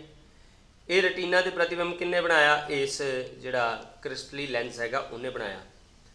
ਪਰ ਨਿਕਟ ਦ੍ਰਿਸ਼ਟੀ ਦੋਸ਼ ਜੇ ਆ ਗਿਆ, ਉਸ ਸਥਿਤੀ ਵਿੱਚ ਕੀ ਹੋਵੇਗਾ? ਵਸਤੂ ਦਾ ਪ੍ਰਤੀਬਿੰਬ ਰੈਟੀਨਾ 'ਤੇ ਬਣਨ ਦੀ ਬਜਾਏ ਉਦੋਂ ਪਹਿਲਾਂ ਹੀ ਬਣ ਜਾਏਗਾ ਨਿਕਟ ਦ੍ਰਿਸ਼ਟੀ ਦੋਸ਼ ਵਿੱਚ। ਇਸ ਦੋਸ਼ ਵਿੱਚ ਨੇੜੇ ਦੀਆਂ ਵਸਤੂਆਂ ਤਾਂ ਸਾਫ਼ ਦਿਖਦੀਆਂ, ਜਿਵੇਂ ਕਿ ਨਾਮ ਤੋਂ ਹੀ ਸਪਸ਼ਟ ਹੈ, ਨਿਕਟ ਦ੍ਰਿਸ਼ਟੀ ਭਾਵ ਨੇੜੇ ਦੀ ਦ੍ਰਿਸ਼ਟੀ ਉਹ ਸਾਫ਼ ਹੈ, ਪਰ ਦੂਰ ਦੀ ਦ੍ਰਿਸ਼ਟੀ ਜਿਹੜੀ ਹੈਗੀ ਆ ਉਹ ਸਾਫ਼ ਨਹੀਂ ਦਿਖੂਗੀ। ਅਜਿਹੇ ਵਿਅਕਤੀ ਨੂੰ ਅਨੰਤ 'ਤੇ ਪਈ ਹੋਈ ਵਸਤੂ ਵੀ ਸਾਫ਼ ਨਹੀਂ ਦਿਖਣੀ, ਭਾਵ ਜਿਹੜੇ ਸੂਰਜ ਚੰਦਰਮਾ ਤਾਰੇ ਜਿਹੜੇ ਹੈ ਜਾਂ ਕੋਈ 25 ਸੈਂਟੀਮੀਟਰ ਤੋਂ ਵੱਧ ਦੂਰੀ 'ਤੇ ਕੋਈ ਵਸਤੂ ਪਈ ਹੈਗੀ ਆ ਉਹ ਉਹਨੂੰ ਸਾਫ਼ ਨਹੀਂ ਦਿਸਣਗੀਆਂ। ਤਾਂ ਅਜਿਹੇ ਵਿਅਕਤੀ ਨੂੰ ਫਿਰ ਕੀ ਕਰਨਾ ਪੈਂਦਾ ਹੈਗਾ? ਹੁਣ ਪਹਿਲਾਂ ਤਾਂ ਆਪਾਂ ਇਸ ਵਿੱਚ ਕਾਰਨ ਜਾਣਨ ਦੀ ਕੋਸ਼ਿਸ਼ ਕਰਾਂਗੇ ਵੀ ਇਹ ਕਿਉਂ ਹੋਇਆ। ਜਿਹੜਾ ਮਨੁੱਖੀ ਅੱਖ ਦਾ ਡੇਲਾ ਹੈਗਾ ਇਸ ਦੀ ਲੰਬਾਈ ਵੱਧ ਜਾਂਦੀ ਹੈ। ਕੀ ਵੱਧ ਜਾਂਦੀ ਹੈ? ਲੰਬਾਈ ਵੱਧ ਜਾਂਦੀ ਹੈ। ਲੰਬਾਈ ਵਧਣ ਦੇ ਨਾਲ ਇਸ ਵਿੱਚ ਪ੍ਰੋਬਲਮ ਆ ਜਾਂਦੀ ਹੈਗੀ ਆ, ਕਿਉਂਕਿ ਜਦੋਂ ਨਿਕਟ ਦ੍ਰਿਸ਼ਟੀ ਕਰਨੀ ਸੀਗੀ ਤਾਂ ਨੇੜੇ ਦੀ ਦ੍ਰਿਸ਼ਟੀ ਦੇ ਵੇਲੇ ਜਿਹੜਾ ਲੈਂਸ ਹੈਗਾ ਉਹ ਮੋਟਾ ਹੋਣਾ ਚਾਹੀਦਾ, ਤਾਂ ਲੰਬਾਈ ਵਧਣ ਦੇ ਨਾਲ ਅੱਖ ਦੇ ਵਿੱਚ ਪ੍ਰੋਬਲਮ ਆ ਗਈ। ਤਾਂ ਇਸ ਦੋਸ਼ ਨੂੰ ਦੂਰ ਕਰਨ ਦੇ ਲਈ ਆਪਾਂ ਨੂੰ ਕੀ ਕਰਨਾ ਪਵੇਗਾ, ਅਵਤਲ ਲੈਂਸ ਦੀ ਐਨਕ ਬਣਾਉਣੀ ਪਵੇਗੀ। ਅਵਤਲ ਲੈਂਸ ਵਰਤਿਆ ਜਾਂਦਾ ਹੈ ਜਿਸ ਨਾਲ ਨਿਕਟ ਦ੍ਰਿਸ਼ਟੀ ਦੋਸ਼ ਜਿਹੜਾ ਹੈਗਾ ਉਹ ਦੂਰ ਹੋ ਜਾਂਦਾ ਹੈਗਾ। ਤਾਂ ਇਸ ਤਰ੍ਹਾਂ ਜਦੋਂ ਅਵਤਲ ਲੈਂਸ ਲਾਇਆ ਤਾਂ ਅਵਤਲ ਲੈਂਸ ਲਾਉਣ ਦੇ ਨਾਲ ਹੀ ਆਪਣੀ ਜਿਹੜੀ ਨਿਕਟ ਦ੍ਰਿਸ਼ਟੀ ਹੈਗੀ ਆ, ਉਹ ਜਿਹੜੀ ਵਸਤੂ ਹੈਗੀ ਆ, ਉਹਦਾ ਪ੍ਰਤੀਬਿੰਬ ਆਪਣਾ ਬਿਲਕੁਲ ਰੈਟੀਨਾ ਤੇ ਬਣ ਗਿਆ। ਕਿਉਂਕਿ ਇਸ ਵਿੱਚ ਇਹ ਸੀਗਾ ਵੀ ਜਦੋਂ ਡੇਲਾ ਲੰਮਾ ਹੋ ਗਿਆ, ਲੈਂਸ ਲੰਮਾ ਹੋ ਗਿਆ, ਤਾਂ ਉਸ ਦੇ ਨਾਲ ਜਿਹੜਾ ਪ੍ਰਤੀਬਿੰਬ ਜਿਹੜਾ ਰੈਟੀਨਾ ਤੇ ਬਣਨਾ ਸੀਗਾ ਉਹ ਰੈਟੀਨਾ ਤੋਂ ਪਹਿਲਾਂ ਹੀ ਬਣ ਗਿਆ। ਨਿਕਟ ਦ੍ਰਿਸ਼ਟੀ ਦੋਸ਼ 'ਚ ਇਹ ਹੋਇਆ ਸੀਗਾ। ਤਾਂ ਉਸ ਨੂੰ ਦੂਰ ਕਰਨ ਲਈ ਆਪਾਂ ਨੂੰ ਅਵਤਲ ਲੈਂਸ ਵਰਤਣਾ ਪੈਣਾ। ਅਵਤਲ ਲੈਂਸ ਦੇ ਨਾਲ ਲੈਂਸ ਦੀ ਜਿਹੜਾ ਵਕਰਤਾ ਹੈਗੀ ਆ ਉਹ ਵੀ ਘਟ ਜਾਂਦੀ ਆ, ਤੇ ਜਿਹੜਾ ਡੇਲਾ ਲੰਬਾ ਹੋਇਆ ਸੀਗਾ ਉਹ ਵੀ ਫਿਰ ਜਿਹੜਾ ਹੈਗਾ ਲੰਬਾਈ ਉਸਦੀ ਘਟ ਜਾਂਦੀ ਹੈਗੀ ਹੈ। ਤਾਂ ਇਸ ਤਰ੍ਹਾਂ ਜਿਹੜਾ ਨਿਕਟ ਦ੍ਰਿਸ਼ਟੀ ਦੋਸ਼ ਹੈਗਾ ਉਹਨੂੰ ਆਪਾਂ ਦੂਰ ਕਰ ਸਕਦੇ ਹੈਗੇ ਆ। ਹੁਣ ਇਹ ਜਦੋਂ ਦੋਸ਼ ਆਪਾਂ ਨੂੰ ਆਉਂਦੇ ਆ, ਲਿਖਣ ਵੇਲੇ ਧਿਆਨ ਰੱਖਣਾ ਹੈਗਾ, ਪਹਿਲਾਂ ਤਾਂ ਆਪਾਂ ਇਸ ਦ੍ਰਿਸ਼ਟੀ ਰੋਗ ਦੇ ਕੁਝ ਲੱਛਣ ਦੱਸਣੇ ਆ, ਫਿਰ ਆਪਾਂ ਉਹਦਾ ਕਾਰਨ ਦੱਸਣਾ ਹੈਗਾ, ਫਿਰ ਆਪਾਂ ਉਸਦਾ ਉਪਚਾਰ ਦੱਸਣਾ ਹੈਗਾ। ਤਾਂ ਜਿਵੇਂ ਤੁਹਾਨੂੰ ਇਸ ਵਿੱਚ ਮੈਂ ਸਭ ਤੋਂ ਪਹਿਲਾਂ ਇਸ ਦੇ ਲੱਛਣ ਦੱਸੇ ਸੀਗੇ, ਤੇ ਲੱਛਣ ਕੀ ਹੈਗੇ ਕਿ ਨੇੜੇ ਦੀ ਵਸਤੂ ਸਾਫ਼ ਦਿਖਦੀ ਆ ਪਰ ਦੂਰ ਦੀ ਵਸਤੂ ਜਿਹੜੀ ਆ ਉਹ ਸਾਫ਼ ਨਹੀਂ ਦਿਖਦੀ। ਕਾਰਨ ਉਹਦਾ ਕੀ ਸੀਗਾ? ਕਾਰਨ ਇਹ ਸੀਗਾ ਕਿ ਜਿਹੜਾ ਡੇਲੇ ਦੀ ਲੰਬਾਈ ਵੱਧ ਗਈ ਸੀ ਤੇ ਨੇਤਰ ਲੈਂਸ ਦੀ ਜਿਹੜੀ ਵਕਰਤਾ ਉਹ ਵੀ ਵੱਧ ਗਈ ਸੀ। ਤਾਂ ਉਸ ਦਾ ਇਲਾਜ ਕਿਵੇਂ ਕੀਤਾ ਗਿਆ? ਇਲਾਜ ਕਰਨ ਲਈ ਅਵਤਲ ਲੈਂਸ ਦੀ ਐਨਕ ਜਿਹੜੀ ਹੈਗੀ ਆ ਉਹ ਬਣਾਈ ਜਾਵੇਗੀ। ਤਾਂ ਉਹ ਜਦੋਂ ਅਵਤਲ ਲੈਂਸ ਦੀ ਐਨਕ ਵਰਤੀ ਗਈ ਤਾਂ ਜਿਹੜੀ ਪ੍ਰਤੀਬਿੰਬ ਜਿਹੜਾ ਪਹਿਲਾਂ ਰੈਟੀਨਾ ਤੋਂ ਪਹਿਲਾਂ ਬਣਿਆ ਸੀ ਉਹ ਬਿਲਕੁਲ ਰੈਟੀਨਾ ਤੇ ਬਣਨਾ ਸ਼ੁਰੂ ਹੋ ਗਿਆ। ਤਾਂ ਇਹ ਨਿਕਟ ਦ੍ਰਿਸ਼ਟੀ ਦੋਸ਼ ਹੈ। ਇਸੇ ਕਰਕੇ ਇਹ ਨੇੜੇ ਦੀਆਂ ਐਨਕਾਂ ਦੇ ਵਿੱਚ ਇਹ ਅਵਤਲ ਲੈਂਸ ਵਰਤਿਆ ਜਾਂਦਾ ਹੈ। ਜਿਹੜੀਆਂ ਦੂਰ ਦੀਆਂ ਐਨਕਾਂ ਦੇ ਲਈ ਦੂਰ ਦੀ ਵਸਤੂ ਦੇਖਣ ਦੇ ਲਈ ਉਹਦੇ ਵਿੱਚ ਇਹਦੀ ਵਰਤੋਂ ਹੁੰਦੀ ਹੈ। ਹੁਣ ਆਪਾਂ ਦੂਸਰੇ ਦੋਸ਼ ਦੀ ਗੱਲ ਕਰਾਂਗੇ ਜਿਸ ਦਾ ਨਾਮ ਹੈਗਾ ਆਪਣਾ ਦੂਰ ਦ੍ਰਿਸ਼ਟੀ ਦੋਸ਼। ਹੁਣ ਦੂਰ ਦ੍ਰਿਸ਼ਟੀ ਦੋਸ਼ ਲਈ ਵੀ ਆਪਾਂ ਨੂੰ ਜਿਹੜੇ ਚਿੱਤਰ ਹੈਗੇ ਆ ਇਸ ਰਾਹੀਂ ਹੀ ਆਪਾਂ ਦੇਖਾਂਗੇ। ਦੇਖੋ ਅਸਲੀ ਜਿਹੜੀ ਇਮੇਜ ਹੈ ਉਹ ਤਾਂ ਪਹਿਲਾਂ ਐਵੇਂ ਬਣ ਰਹੀ ਹੈ, ਪਰ ਜਦੋਂ ਕਿਸੇ ਨੂੰ ਦੂਰ ਦ੍ਰਿਸ਼ਟੀ ਦੋਸ਼ ਹੋ ਗਿਆ, ਹੁਣ ਦੂਰ ਦ੍ਰਿਸ਼ਟੀ ਦੋਸ਼ ਨਿਕਟ ਦ੍ਰਿਸ਼ਟੀ ਦੋਸ਼ ਤੋਂ ਬਿਲਕੁਲ ਉਲਟ ਹੈ। ਨਿਕਟ ਦ੍ਰਿਸ਼ਟੀ ਦੋਸ਼ ਦੇ ਵਿੱਚ ਨੇੜੇ ਦੀ ਦ੍ਰਿਸ਼ਟੀ ਸਾਫ਼ ਸੀ ਤੇ ਦੂਰ ਦੀ ਸਾਫ਼ ਨਹੀਂ ਸੀ। ਦੂਰ ਦ੍ਰਿਸ਼ਟੀ ਦੋਸ਼ ਦੇ ਵਿੱਚ ਦੂਰ ਦੀ ਦ੍ਰਿਸ਼ਟੀ ਸਾਫ਼ ਹੈ ਪਰ ਨੇੜੇ ਦੀ ਦ੍ਰਿਸ਼ਟੀ ਸਾਫ਼ ਨਹੀਂ ਹੈਗੀ, ਮਤਲਬ ਇਹਦੇ ਨੇੜੇ ਦੀਆਂ ਐਨਕਾਂ ਲੱਗਣਗੀਆਂ। ਤਾਂ ਇਹਦਾ ਕਾਰਨ ਕੀ ਹੋਇਆ ਕਿ ਜਿਹੜਾ ਡੇਲਾ ਹੈਗਾ ਉਹ ਛੋਟਾ ਹੋ ਗਿਆ।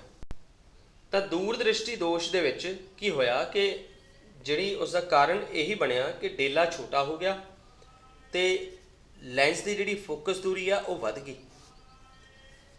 ਤਾਂ ਜਿਸ ਕਰਕੇ ਜਿਹੜੀ ਨੇੜੇ ਦੀ ਵਸਤੂ ਹੈ ਉਹ ਸਾਫ਼ ਨਹੀਂ ਦਿਖੀ ਤੇ ਪ੍ਰਤੀਬਿੰਬ ਜਿਹੜਾ ਵਸਤੂ ਦਾ ਬਣੂਗਾ ਉਹ ਰੈਟੀਨਾ ਤੋਂ ਵੀ ਪਿੱਛੇ ਬਣੇਗਾ, ਰੈਟੀਨਾ ਤੋਂ ਪਿੱਛੇ ਬਣਿਆ। ਤਾਂ ਇਸ ਦ੍ਰਿਸ਼ਟੀ ਦਾ ਉਪਚਾਰ ਕਰਨ ਦੇ ਲਈ, ਦੂਰ ਦ੍ਰਿਸ਼ਟੀ ਦਾ ਉਪਚਾਰ ਕਰਨ ਲਈ ਆਪਾਂ ਨੂੰ ਕੀ ਵਰਤਣਾ ਪਵੇਗਾ? ਉੱਤਲ ਲੈਂਸ ਦੀ ਐਨਕ ਬਣਾਉਣੀ ਪਵੇਗੀ। ਤਾਂ ਉੱਤਲ ਲੈਂਸ ਦੀ ਵਰਤੋਂ ਦੇ ਨਾਲ ਆਪਣਾ ਜਿਹੜਾ ਵਸਤੂ ਦਾ ਪ੍ਰਤੀਬਿੰਬ ਹੈ ਉਹ ਬਿਲਕੁਲ ਰੈਟੀਨਾ ਤੇ ਆ ਜਾਏਗਾ। ਤਾਂ ਇਹ ਹੈਗਾ ਆਪਣਾ ਦੂਰ ਦ੍ਰਿਸ਼ਟੀ ਦੋਸ਼ ਦਾ ਜਿਹੜਾ ਉਪਚਾਰ ਹੈ।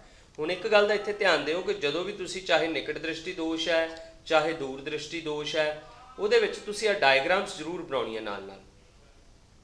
ਸਭ ਤੋਂ ਪਹਿਲੀ ਡਾਇਗਰਾਮ ਤਾਂ ਦੋਨਾਂ ਲਈ ਕਾਮਨ ਹੈ, ਆਹ ਵਾਲੀ, ਚਾਹੇ ਨਿਕਟ ਦ੍ਰਿਸ਼ਟੀ ਦੋਸ਼ ਹੋਵੇ ਚਾਹੇ ਦੂਰ ਦ੍ਰਿਸ਼ਟੀ ਦੋਸ਼ ਹੋਵੇ।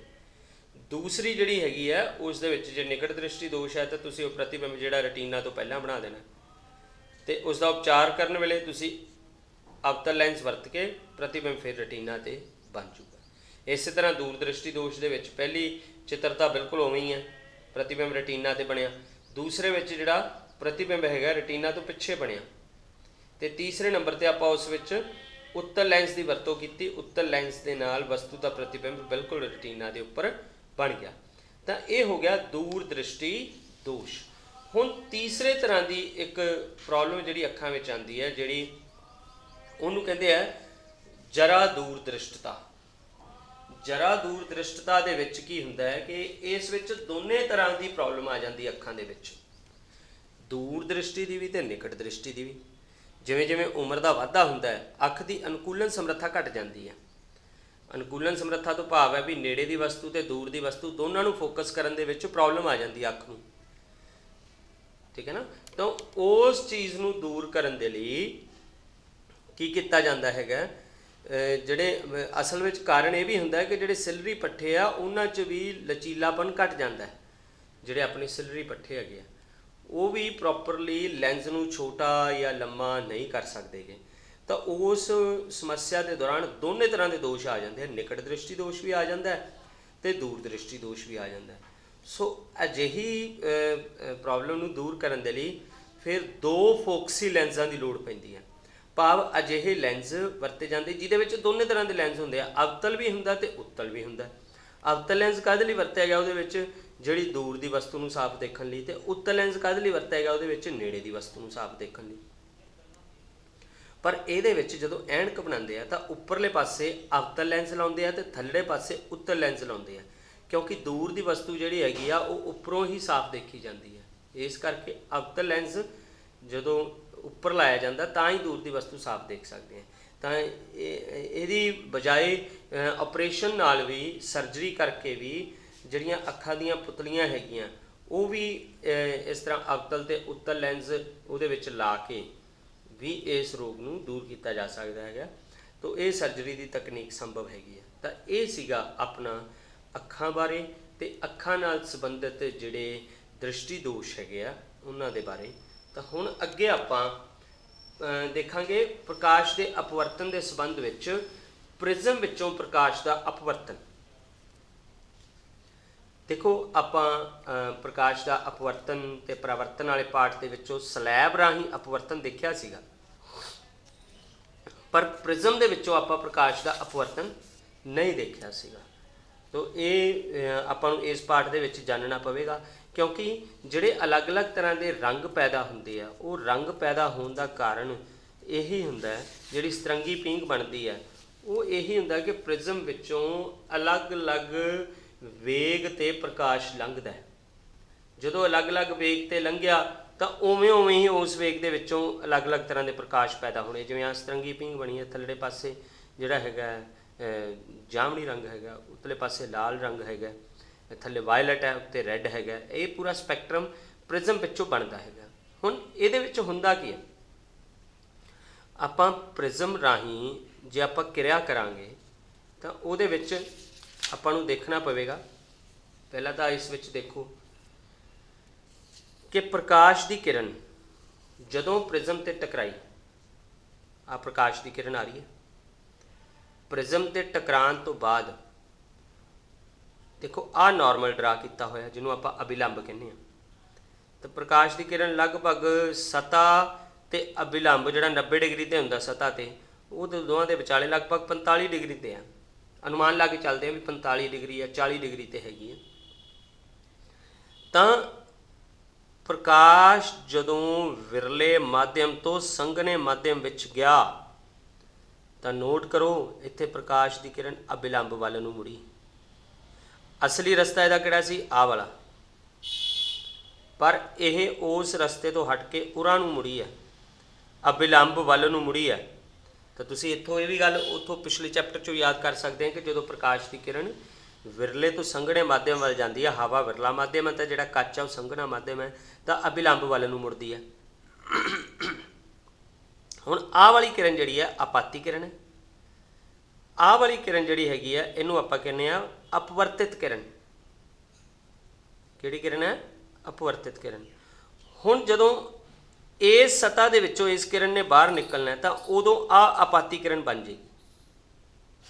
ਤਾਂ ਆਪਾਤੀ ਕਿਰਨ ਜਦੋਂ ਆਹ ਕਿਰਨ ਸੰਘਣੇ ਤੋਂ ਵਿਰਲੇ ਮਾਧਿਅਮ ਵੱਲ ਜਾਵੇਗੀ ਤਾਂ ਇਹ ਅਭਿਲੰਬ ਤੋਂ ਪਰਾਂ ਨੂੰ ਮੁੜੇਗੀ। ਤੁਸੀਂ ਨੋਟ ਕਰੋ ਇਹਦਾ ਸਿੱਧਾ ਪਥ ਸੀਗਾ, ਪਰ ਸਿੱਧੇ ਪਥ ਦੀ ਬਜਾਏ ਇਹ ਅਭਿਲੰਬ ਇੱਧਰ ਹੈ, ਉਸ ਤੋਂ ਪਰਾਂ ਨੂੰ ਮੁੜੀ ਹੈ। ਮਤਲਬ ਸੰਘਣੇ ਤੋਂ ਵਿਰਲੇ ਮਾਧਿਅਮ ਵਿੱਚ ਜਾਣ ਵੇਲੇ ਇਹ ਅਭਿਲੰਬ ਤੋਂ ਪਰਾਂ ਮੁੜ ਗਈ। ਤਾਂ ਆਹ ਜਿਹੜੀ ਕਿਰਨ ਹੈਗੀ ਆ, ਤਿੰਨੇ ਕਿਰਨਾਂ ਦੇ ਆਪਾਂ ਅਲੱਗ-ਅਲੱਗ ਨਾਮ ਲਵਾਂਗੇ ਇੱਥੇ। ਇਹਨੂੰ ਆਪਾਤੀ ਕਿਰਨ ਕਹਿੰਦੇ, ਇਹਨੂੰ ਅਪਵਰਤਿਤ ਕਿਰਨ ਕਹਿੰਦੇ, ਇਹਨੂੰ ਨਿਰਗਾਮੀ ਕਿਰਨ ਕਹਿੰਦੇ ਆਪਾਂ।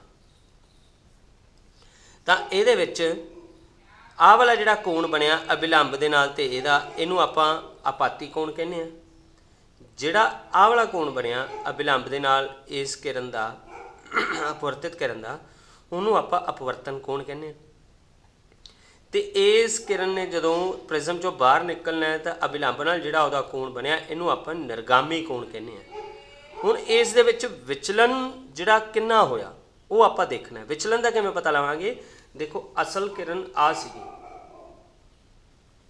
ਪਰ ਜਿਹੜੀ ਇੱਧਰ ਮੁੜੀ ਆ ਉਹ ਆਹ ਹੈ। ਆਪਾਂ ਇਹਦੇ ਨਾਲ ਡਾਟਡ ਕਰਕੇ ਇਹਨੂੰ ਦੋਨਾਂ ਨੂੰ ਮਿਲਾ ਦਾਂਗੇ ਤਾਂ ਦੇਖਾਂਗੇ ਆਪਾਂ ਅਸਲ ਪੱਥ ਤੋਂ ਵਿਚਲਨ ਇੰਨਾ ਹੋ ਗਿਆ। ਆ ਤੁਸੀਂ ਦੇਖ ਰਹੇ ਆ ਆ ਡੀ ਜਿਹੜਾ ਹੈਗਾ ਇਹ ਉਸ ਦਾ ਵਿਚਲਨ ਕੋਣ ਹੈ। ਤਾਂ ਇਹ ਪ੍ਰਿਜ਼ਮ ਦੇ ਦੌਰਾਨ ਇਹ ਸਾਰੀਆਂ ਚੀਜ਼ਾਂ ਤੁਹਾਨੂੰ ਪ੍ਰਿਜ਼ਮ ਦੇ ਵਿੱਚ ਜਦੋਂ ਪ੍ਰਕਾਸ਼ ਦਾ ਅਪਵਰਤਨ ਕਰਨਾ ਹੈ ਇਹ ਪਤਾ ਹੋਣੀਆਂ ਚਾਹੀਦੀਆਂ। ਇਹ ਆਪਾਂ ਡਰਾਇੰਗ ਬੋਰਡ ਦੀ ਸਹਾਇਤਾ ਨਾਲ ਬਣਾ ਸਕਦੇ ਹਾਂ।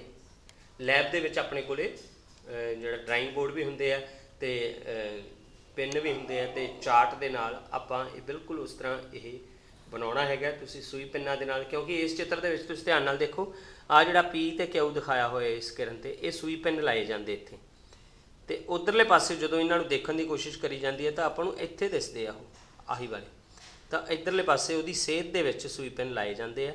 ਤਾਂ ਉੱਥੋਂ ਪਤਾ ਲੱਗਦਾ ਵੀ ਕਿੰਨਾ ਵਿਚਲਨ ਹੋਇਆ। ਵਿਚਲਨ ਆ ਡੀ ਜਿੰਨਾ ਆ ਦੇਖੋ, ਭਾਵ ਅਸਲ ਪੱਥ ਆ ਸੀ ਪਰ ਆ ਕਿੱਥੇ ਗਿਆ ਇਹ,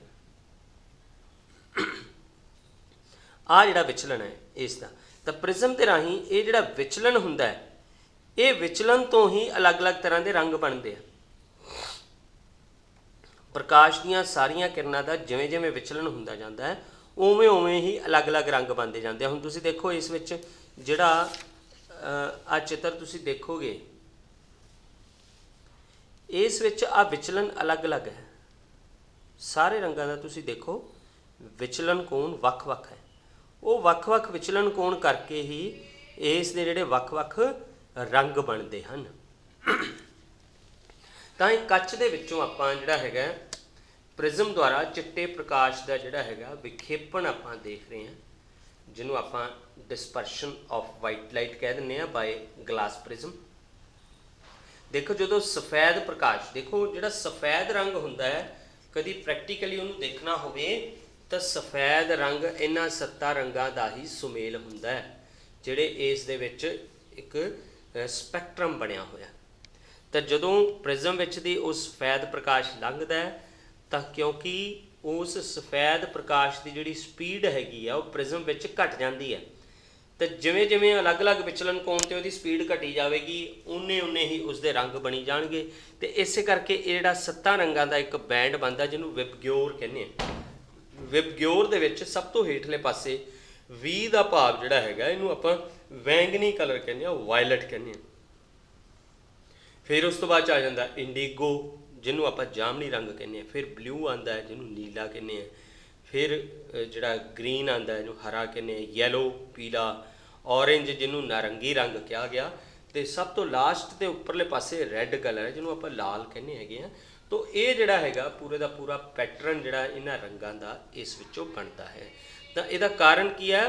ਪ੍ਰਕਾਸ਼ ਦਾ ਜਿਹੜਾ ਅਪਵਰਤਨ ਹੋਇਆ ਤੇ ਉਸ ਵਿੱਚ ਅਪਵਰਤਨ ਤੋਂ ਬਾਅਦ ਵੱਖ-ਵੱਖ ਤਰ੍ਹਾਂ ਦਾ ਵਿਚਲਨ ਹੋਇਆ ਜਿਹੜਾ ਪ੍ਰਕਾਸ਼ ਦੀ ਇੱਕ ਕਿਰਨ ਦਾ, ਉਹ ਜਿਵੇਂ ਜਿਵੇਂ ਉਸ ਦਾ ਵਿਚਲਨ ਹੋਈ ਗਿਆ, ਜਿਹੜੇ ਜਿਹੜੇ ਕੋਣ ਤੇ ਵਿਚਲਨ ਹੋਈ ਗਿਆ ਉਸ ਦੇ ਨਾਲ ਉਹਦੇ ਅਲੱਗ-ਅਲੱਗ ਰੰਗ ਬਣੀ ਗਏ।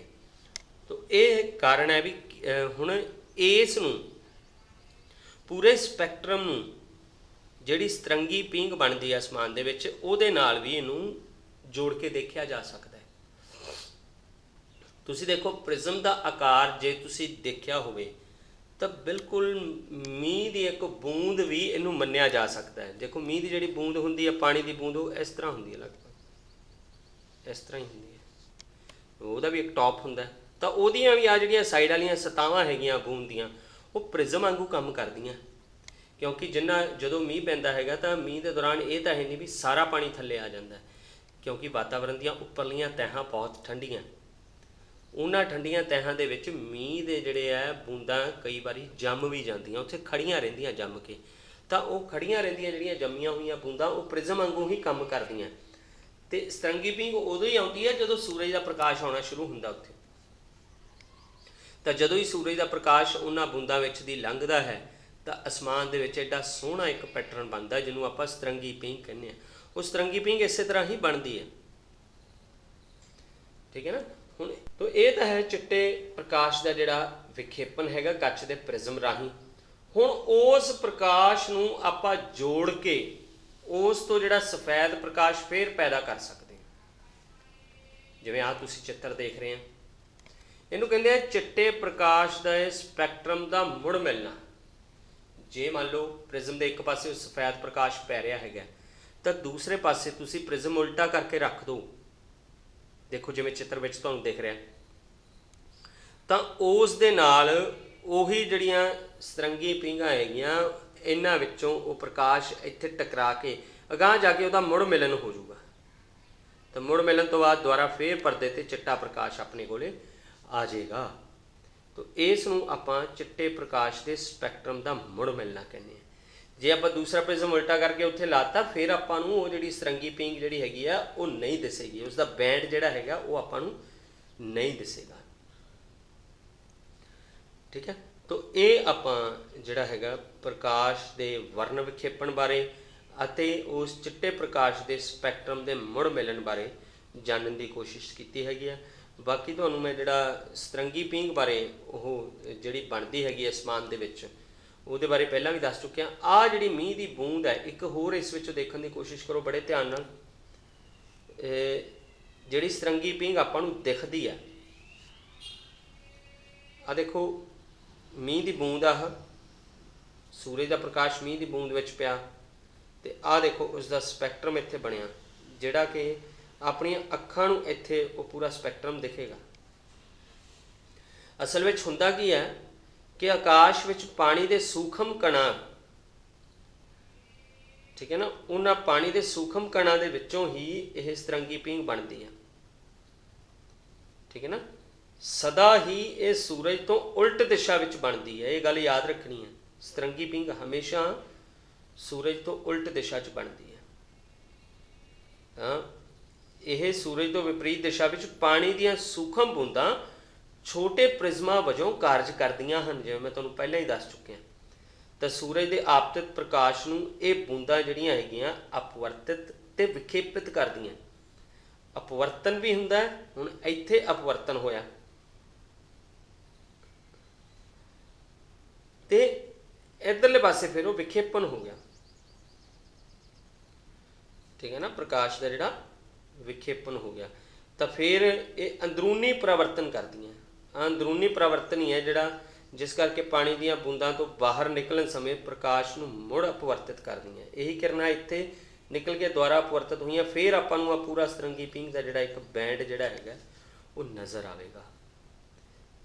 ਤਾਂ ਇਸ ਤਰ੍ਹਾਂ ਜੇਕਰ ਸੂਰਜ ਤੁਹਾਡੀ ਪਿੱਠ ਵੱਲ ਹੋਵੇ ਤਾਂ ਤੁਸੀਂ ਆਕਾਸ਼ ਦੇ ਵੱਲ ਧੁੱਪ ਵਾਲੇ ਦਿਨ ਪਾਣੀ ਦੀ ਜਾਂ ਪਾਣੀ ਦੇ ਫੁਹਾਰੇ ਵਜੋਂ ਵੇਖੋ ਤਾਂ ਤੁਸੀਂ ਸਤਰੰਗੀ ਪੀਂਘ ਦਾ ਦ੍ਰਿਸ਼ ਦੇਖ ਸਕਦੇ ਹੋ, ਕਿਉਂਕਿ ਸੂਰਜ ਦੀ ਉਲਟ ਦਿਸ਼ਾ ਵਿੱਚ ਹੀ ਇਹ ਸਤਰੰਗੀ ਪੀਂਘ ਬਣਦੀ ਹੈ। ਇਸੇ ਕਰਕੇ ਕਿਹਾ ਕਿ ਜੇ ਤੁਸੀਂ ਸੂਰਜ ਦੀ ਪਿੱਠ, ਜੇ ਤੁਹਾਡੀ ਪਿੱਠ ਸੂਰਜ ਵਾਲੇ ਪਾਸੇ ਹੈ ਫਿਰ ਤੁਸੀਂ ਇਹਨੂੰ ਦੇਖ ਸਕਦੇ ਹੋ।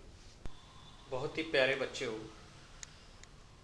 ਹੁਣ ਆਪਾਂ ਵਾਯੂਮੰਡਲੀ ਅਪਵਰਤਨ ਬਾਰੇ ਪੜ੍ਹਾਂਗੇ, ਕਿਉਂਕਿ ਆਪਣੇ ਵਾਯੂਮੰਡਲ ਦੇ ਵਿੱਚ ਅਪਵਰਤਨ ਨਾਲ ਸੰਬੰਧਿਤ ਬਹੁਤ ਸਾਰੇ ਵਰਤਾਰੇ ਹੈਗੇ ਆ। ਤੋ ਉਹਨਾਂ ਦੇ ਆਪਾਂ ਕਾਰਨ ਜਾਣਨ ਦੀ ਵੀ ਕੋਸ਼ਿਸ਼ ਕਰਾਂਗੇ ਤੇ ਇਸ ਦੀ ਪੁਸ਼ਟੀ ਕਰਾਂਗੇ ਵੀ ਵਾਯੂਮੰਡਲ ਦੇ ਵਿੱਚ ਅਪਵਰਤਨ ਕਿਵੇਂ ਹੁੰਦਾ ਹੈ।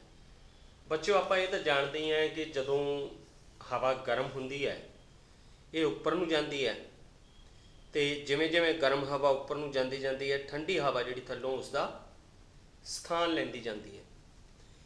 ਤੇ ਜਿਹੜਾ ਅਪਵਰਤਨ ਹੈਗਾ ਇਸ ਦੇ ਵਿੱਚ ਆਪਾਂ ਪਹਿਲਾਂ ਵੀ ਗੱਲ ਕੀਤੀ ਸੀ ਸੰਘਣੇ ਤੇ ਵਿਰਲੇ ਮਾਧਿਅਮ ਦੀ।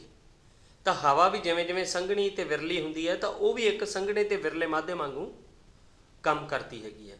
ਇਹ ਚੀਜ਼ ਆਪਾਂ ਇਸ ਵਿੱਚ ਸਮਝਣ ਦੀ ਕੋਸ਼ਿਸ਼ ਕਰਾਂਗੇ ਕਿ ਜਿਹੜੀ ਗਰਮ ਹਵਾ ਹੈਗੀ ਹੈ ਉਸ ਦਾ ਅਪਵਰਤਨ ਅੰਕ ਠੰਡੀ ਹਵਾ ਨਾਲੋਂ ਘੱਟ ਹੁੰਦਾ ਹੈ। ਇਹ ਕੁਐਸਚਨ ਬੜਾ ਇੰਪੋਰਟੈਂਟ ਹੈਗਾ ਕਿ ਗਰਮ ਹਵਾ ਜਿਹੜੀ ਹੈ ਉਸ ਦਾ ਅਪਵਰਤਨ ਅੰਕ ਠੰਡੀ ਹਵਾ ਦੇ ਮੁਕਾਬਲੇ ਘੱਟ ਹੈ। ਅਪਵਰਤਨ ਅੰਕ ਬਾਰੇ ਤੁਸੀਂ ਪਰਿਵਰਤਨ ਵਾਲੇ ਪਾਠ ਦੇ ਵਿੱਚ ਪੜ੍ਹਿਆ ਸੀਗਾ। ਤਾਂ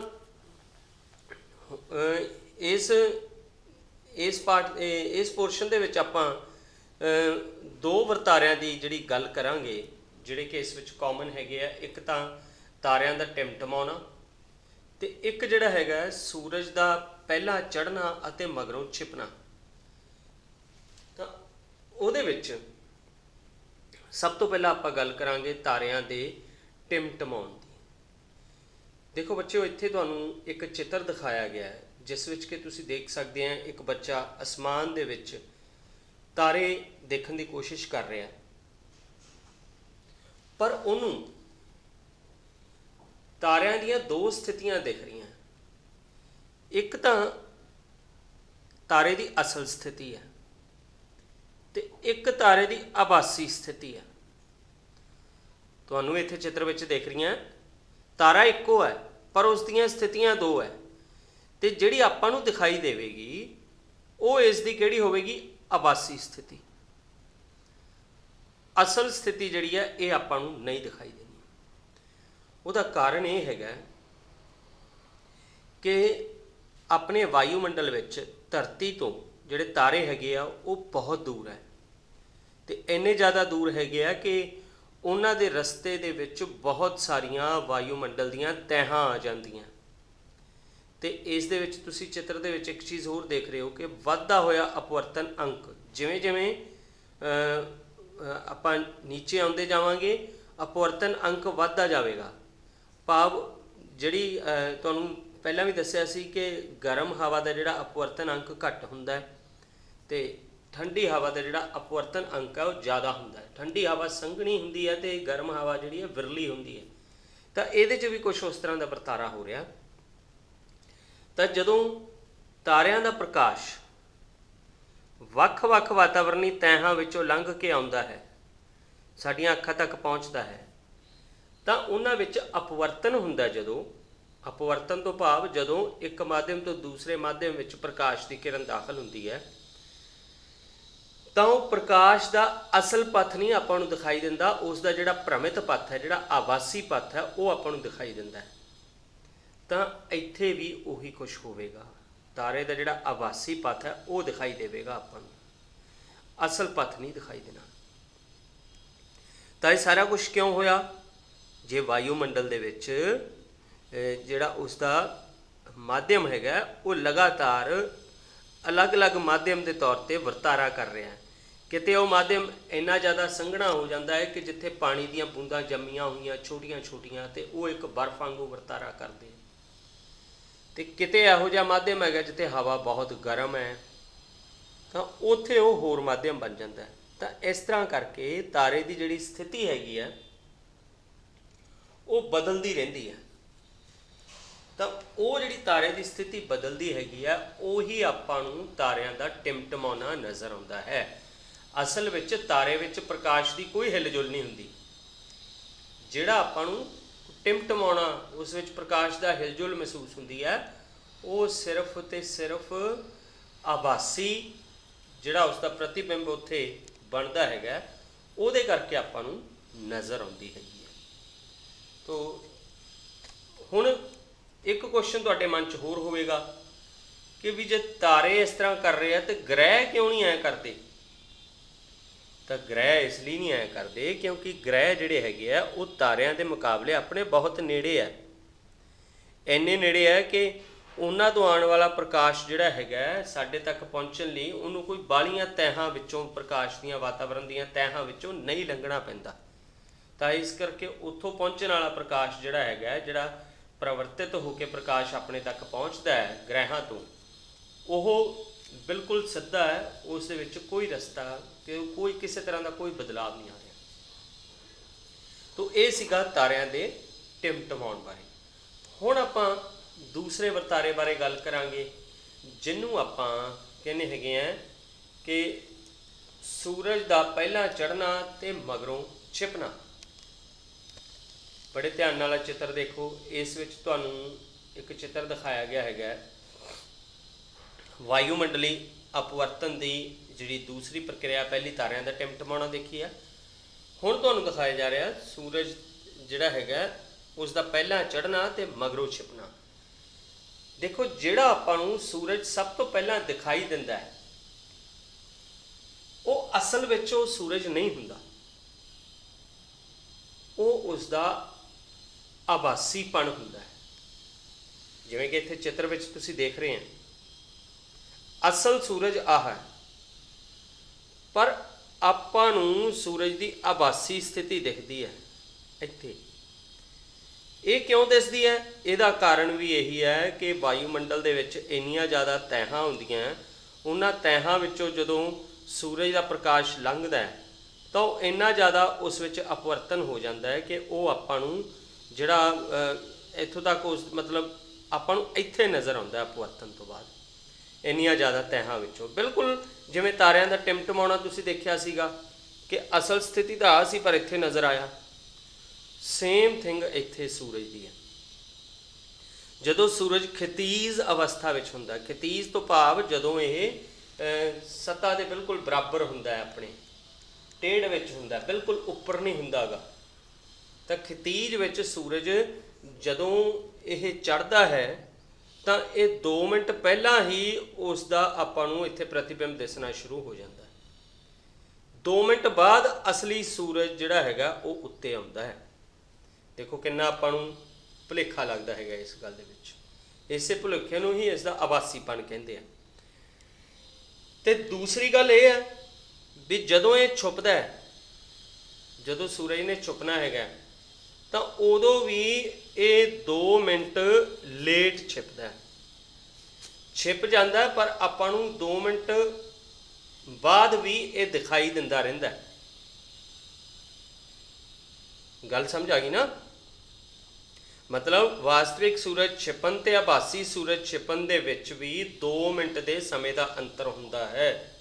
ਅਸਲ ਸੂਰਜ ਛਿਪ ਜਾਂਦਾ ਹੈ ਪਰ ਉਸ ਦਾ ਜਿਹੜਾ ਆਭਾਸੀ ਪ੍ਰਤੀਬਿੰਬ ਹੈਗਾ ਉਹ 2 ਮਿੰਟ ਤੱਕ ਉਵੇਂ ਹੀ ਅਸਮਾਨ ਵਿੱਚ ਬਣਿਆ ਰਹਿੰਦਾ ਹੈ।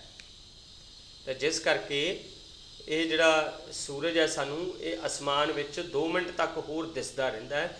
ਮਤਲਬ ਇਹ ਚੜ੍ਹਨ ਵੇਲੇ ਤੇ ਛੁਪਣ ਵੇਲੇ ਜਿਹੜਾ ਅਸਲ ਆਉਣ ਤੋਂ ਪਹਿਲਾਂ ਇਸ ਦਾ ਜਿਹੜਾ ਆਭਾਸੀ ਪ੍ਰਤੀਬਿੰਬ ਆ ਉਹ ਆਪਾਂ ਨੂੰ ਅਸਮਾਨ ਵਿੱਚ ਦਿਸਦਾ ਹੈ। ਦੇਖੋ ਇੱਕ ਦੇਸ਼ ਹੈਗਾ ਨਾਰਵੇ, ਬਿਲਕੁਲ ਆਪਣੇ ਉਹ ਉੱਤਰੀ ਧਰੁਵ ਦੇ ਨੇੜੇ ਹੈਗਾ। ਉੱਥੇ ਇੱਕ ਇਹੋ ਜਿਹੀ ਕਮਾਲ ਦੀ ਜਗ੍ਹਾ ਹੈਗੀ ਹੈ, ਇੱਕ ਉੱਥੇ ਪੁਆਇੰਟ ਹੈਗਾ ਜਿੱਥੇ ਕਿ ਸੂਰਜ ਛਿਪਦਾ ਹੈ ਤੇ ਨਾਲ ਦੀ ਨਾਲ ਸੂਰਜ ਫਿਰ ਚੜ੍ਹ ਜਾਂਦਾ ਹੈ। ਤਾਂ ਨਾਰਵੇ ਦੇ ਵਿੱਚ ਇਸ ਤਰ੍ਹਾਂ ਮੰਨਿਆ ਜਾਂਦਾ ਹੈ ਕਿ ਉੱਥੇ 6 ਮਹੀਨੇ ਲਗਾਤਾਰ ਦਿਨ ਰਹਿੰਦਾ ਹੈ ਤੇ 6 ਮਹੀਨੇ ਲਗਾਤਾਰ ਰਾਤ ਰਹਿੰਦੀ ਹੈ ਨਾ ਕਮਾਲ ਦੀ ਗੱਲ?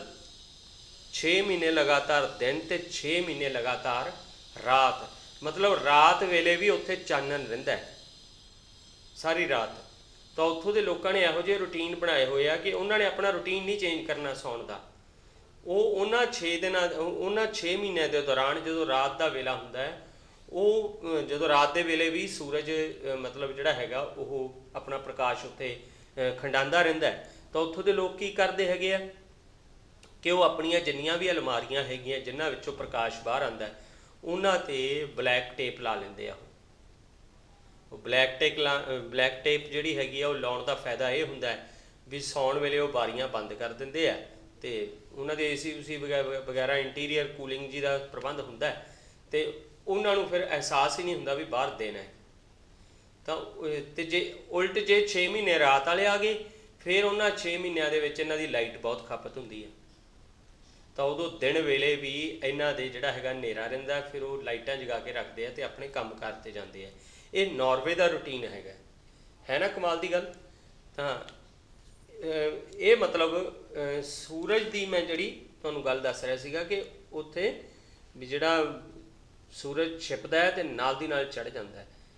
ਤਾਂ ਚੜ੍ਹਦੇ ਸੂਰਜ ਦਾ ਦੇਸ਼ ਕਿਹਨੂੰ ਕਹਿੰਦੇ ਹੈਗੇ ਆ? ਜਾਪਾਨ ਨੂੰ ਕਹਿੰਦੇ। ਮੰਨਿਆ ਜਾਂਦਾ ਕਿ ਸਾਰਿਆਂ ਤੋਂ ਪਹਿਲਾਂ ਸੂਰਜ ਉੱਥੇ ਹੀ ਚੜ੍ਹਦਾ ਹੈ। ਤਾਂ ਇਹ ਕੁਝ ਸੂਰਜ ਦੇ ਪਹਿਲਾਂ ਚੜ੍ਹਨ ਤੇ ਮਗਰੋਂ ਛਿਪਣ ਦਾ ਵਰਤਾਰਾ ਹੈਗਾ। ਤਾਂ ਇਹ ਵੀ ਵਾਯੂਮੰਡਲੀ ਅਪਵਰਤਨ ਹੈਗਾ ਇਸ ਦੇ ਵਿੱਚ, ਜਿਹੜੀ ਗੱਲ ਸਮਝਣ ਵਾਲੀ ਹੈਗੀ ਹੈ। ਹੁਣ ਆਪਾਂ ਅਗਲੇ ਟੌਪਿਕ ਤੇ ਚੱਲਦੇ ਹਾਂ ਜਿਸ ਦਾ ਨਾਮ ਹੈਗਾ ਪ੍ਰਕਾਸ਼ ਦਾ ਖਿੰਡਣਾ। ਪ੍ਰਕਾਸ਼ ਦਾ ਖਿੰਡਣਾ। ਹੁਣ ਇਹ ਸ਼ਾਇਦ ਤੁਸੀਂ 9ਵੀਂ ਕਲਾਸ ਦੇ ਵਿੱਚ ਪੜ੍ਹਿਆ ਸੀਗਾ ਪ੍ਰਕਾਸ਼ ਦੇ ਖਿੰਡਾਓ ਬਾਰੇ, ਤਾਂ ਉਹਦੇ ਬਾਰੇ ਹੀ ਮੈਂ ਗੱਲ ਕਰਾਂਗਾ ਇਸ ਦੇ ਵਿੱਚ। ਦੇਖੋ ਤੁਸੀਂ ਦਿਨ ਵੇਲੇ ਤਾਂ ਅਸਮਾਨ ਦੇ ਵਿੱਚ ਸਾਰੀ ਦਿਹਾੜੀ ਨੀਲਾ ਰੰਗ ਦੇਖਦੇ ਹੋ, ਪਰ ਜਦੋਂ ਹੀ ਸਵੇਰ ਜਾਂ ਸ਼ਾਮ ਹੁੰਦੀ ਹੈ ਤਾਂ ਉਹ ਅਸਮਾਨ ਦਾ ਰੰਗ ਲਾਲ ਹੋ ਜਾਂਦਾ ਹੈ।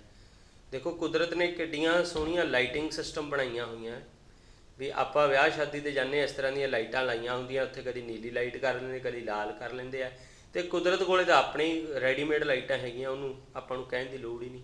ਤਾਂ ਇਹ ਰੰਗ ਜਿਹੜੇ ਅਸਮਾਨ ਦੇ ਬਣਦੇ ਹੈਗੇ ਆ, ਇਹਨਾਂ ਦੇ ਬਣਨ ਦਾ ਕਾਰਨ ਪ੍ਰਕਾਸ਼ ਦਾ ਖਿੰਡਾਓ ਹੈ। ਇਹਨਾਂ ਦਾ ਕਾਰਨ ਪ੍ਰਕਾਸ਼ ਦਾ ਖਿੰਡਾਓ ਹੈਗਾ। ਤਾਂ ਇਹਦੇ ਬਾਰੇ ਹੀ ਆਪਾਂ ਦੇਖਾਂਗੇ। ਸਭ ਤੋਂ ਪਹਿਲਾਂ ਤੁਸੀਂ 9ਵੀਂ ਦੇ ਵਿੱਚ ਘੋਲ, ਨਿਲੰਬਨ ਅਤੇ ਕੋਲਾਈਡ ਬਾਰੇ ਪੜ੍ਹਿਆ ਸੀਗਾ, ਤਾਂ ਆਪਾਂ ਇਹਦੇ 'ਚੋਂ ਉਹਨਾਂ ਦੇ ਨਾਲ ਹੀ ਸੰਬੰਧਿਤ ਸਭ ਤੋਂ ਪਹਿਲਾਂ ਟਿੰਡਲ ਪ੍ਰਭਾਵ ਦੀ ਗੱਲ ਕਰਾਂਗੇ।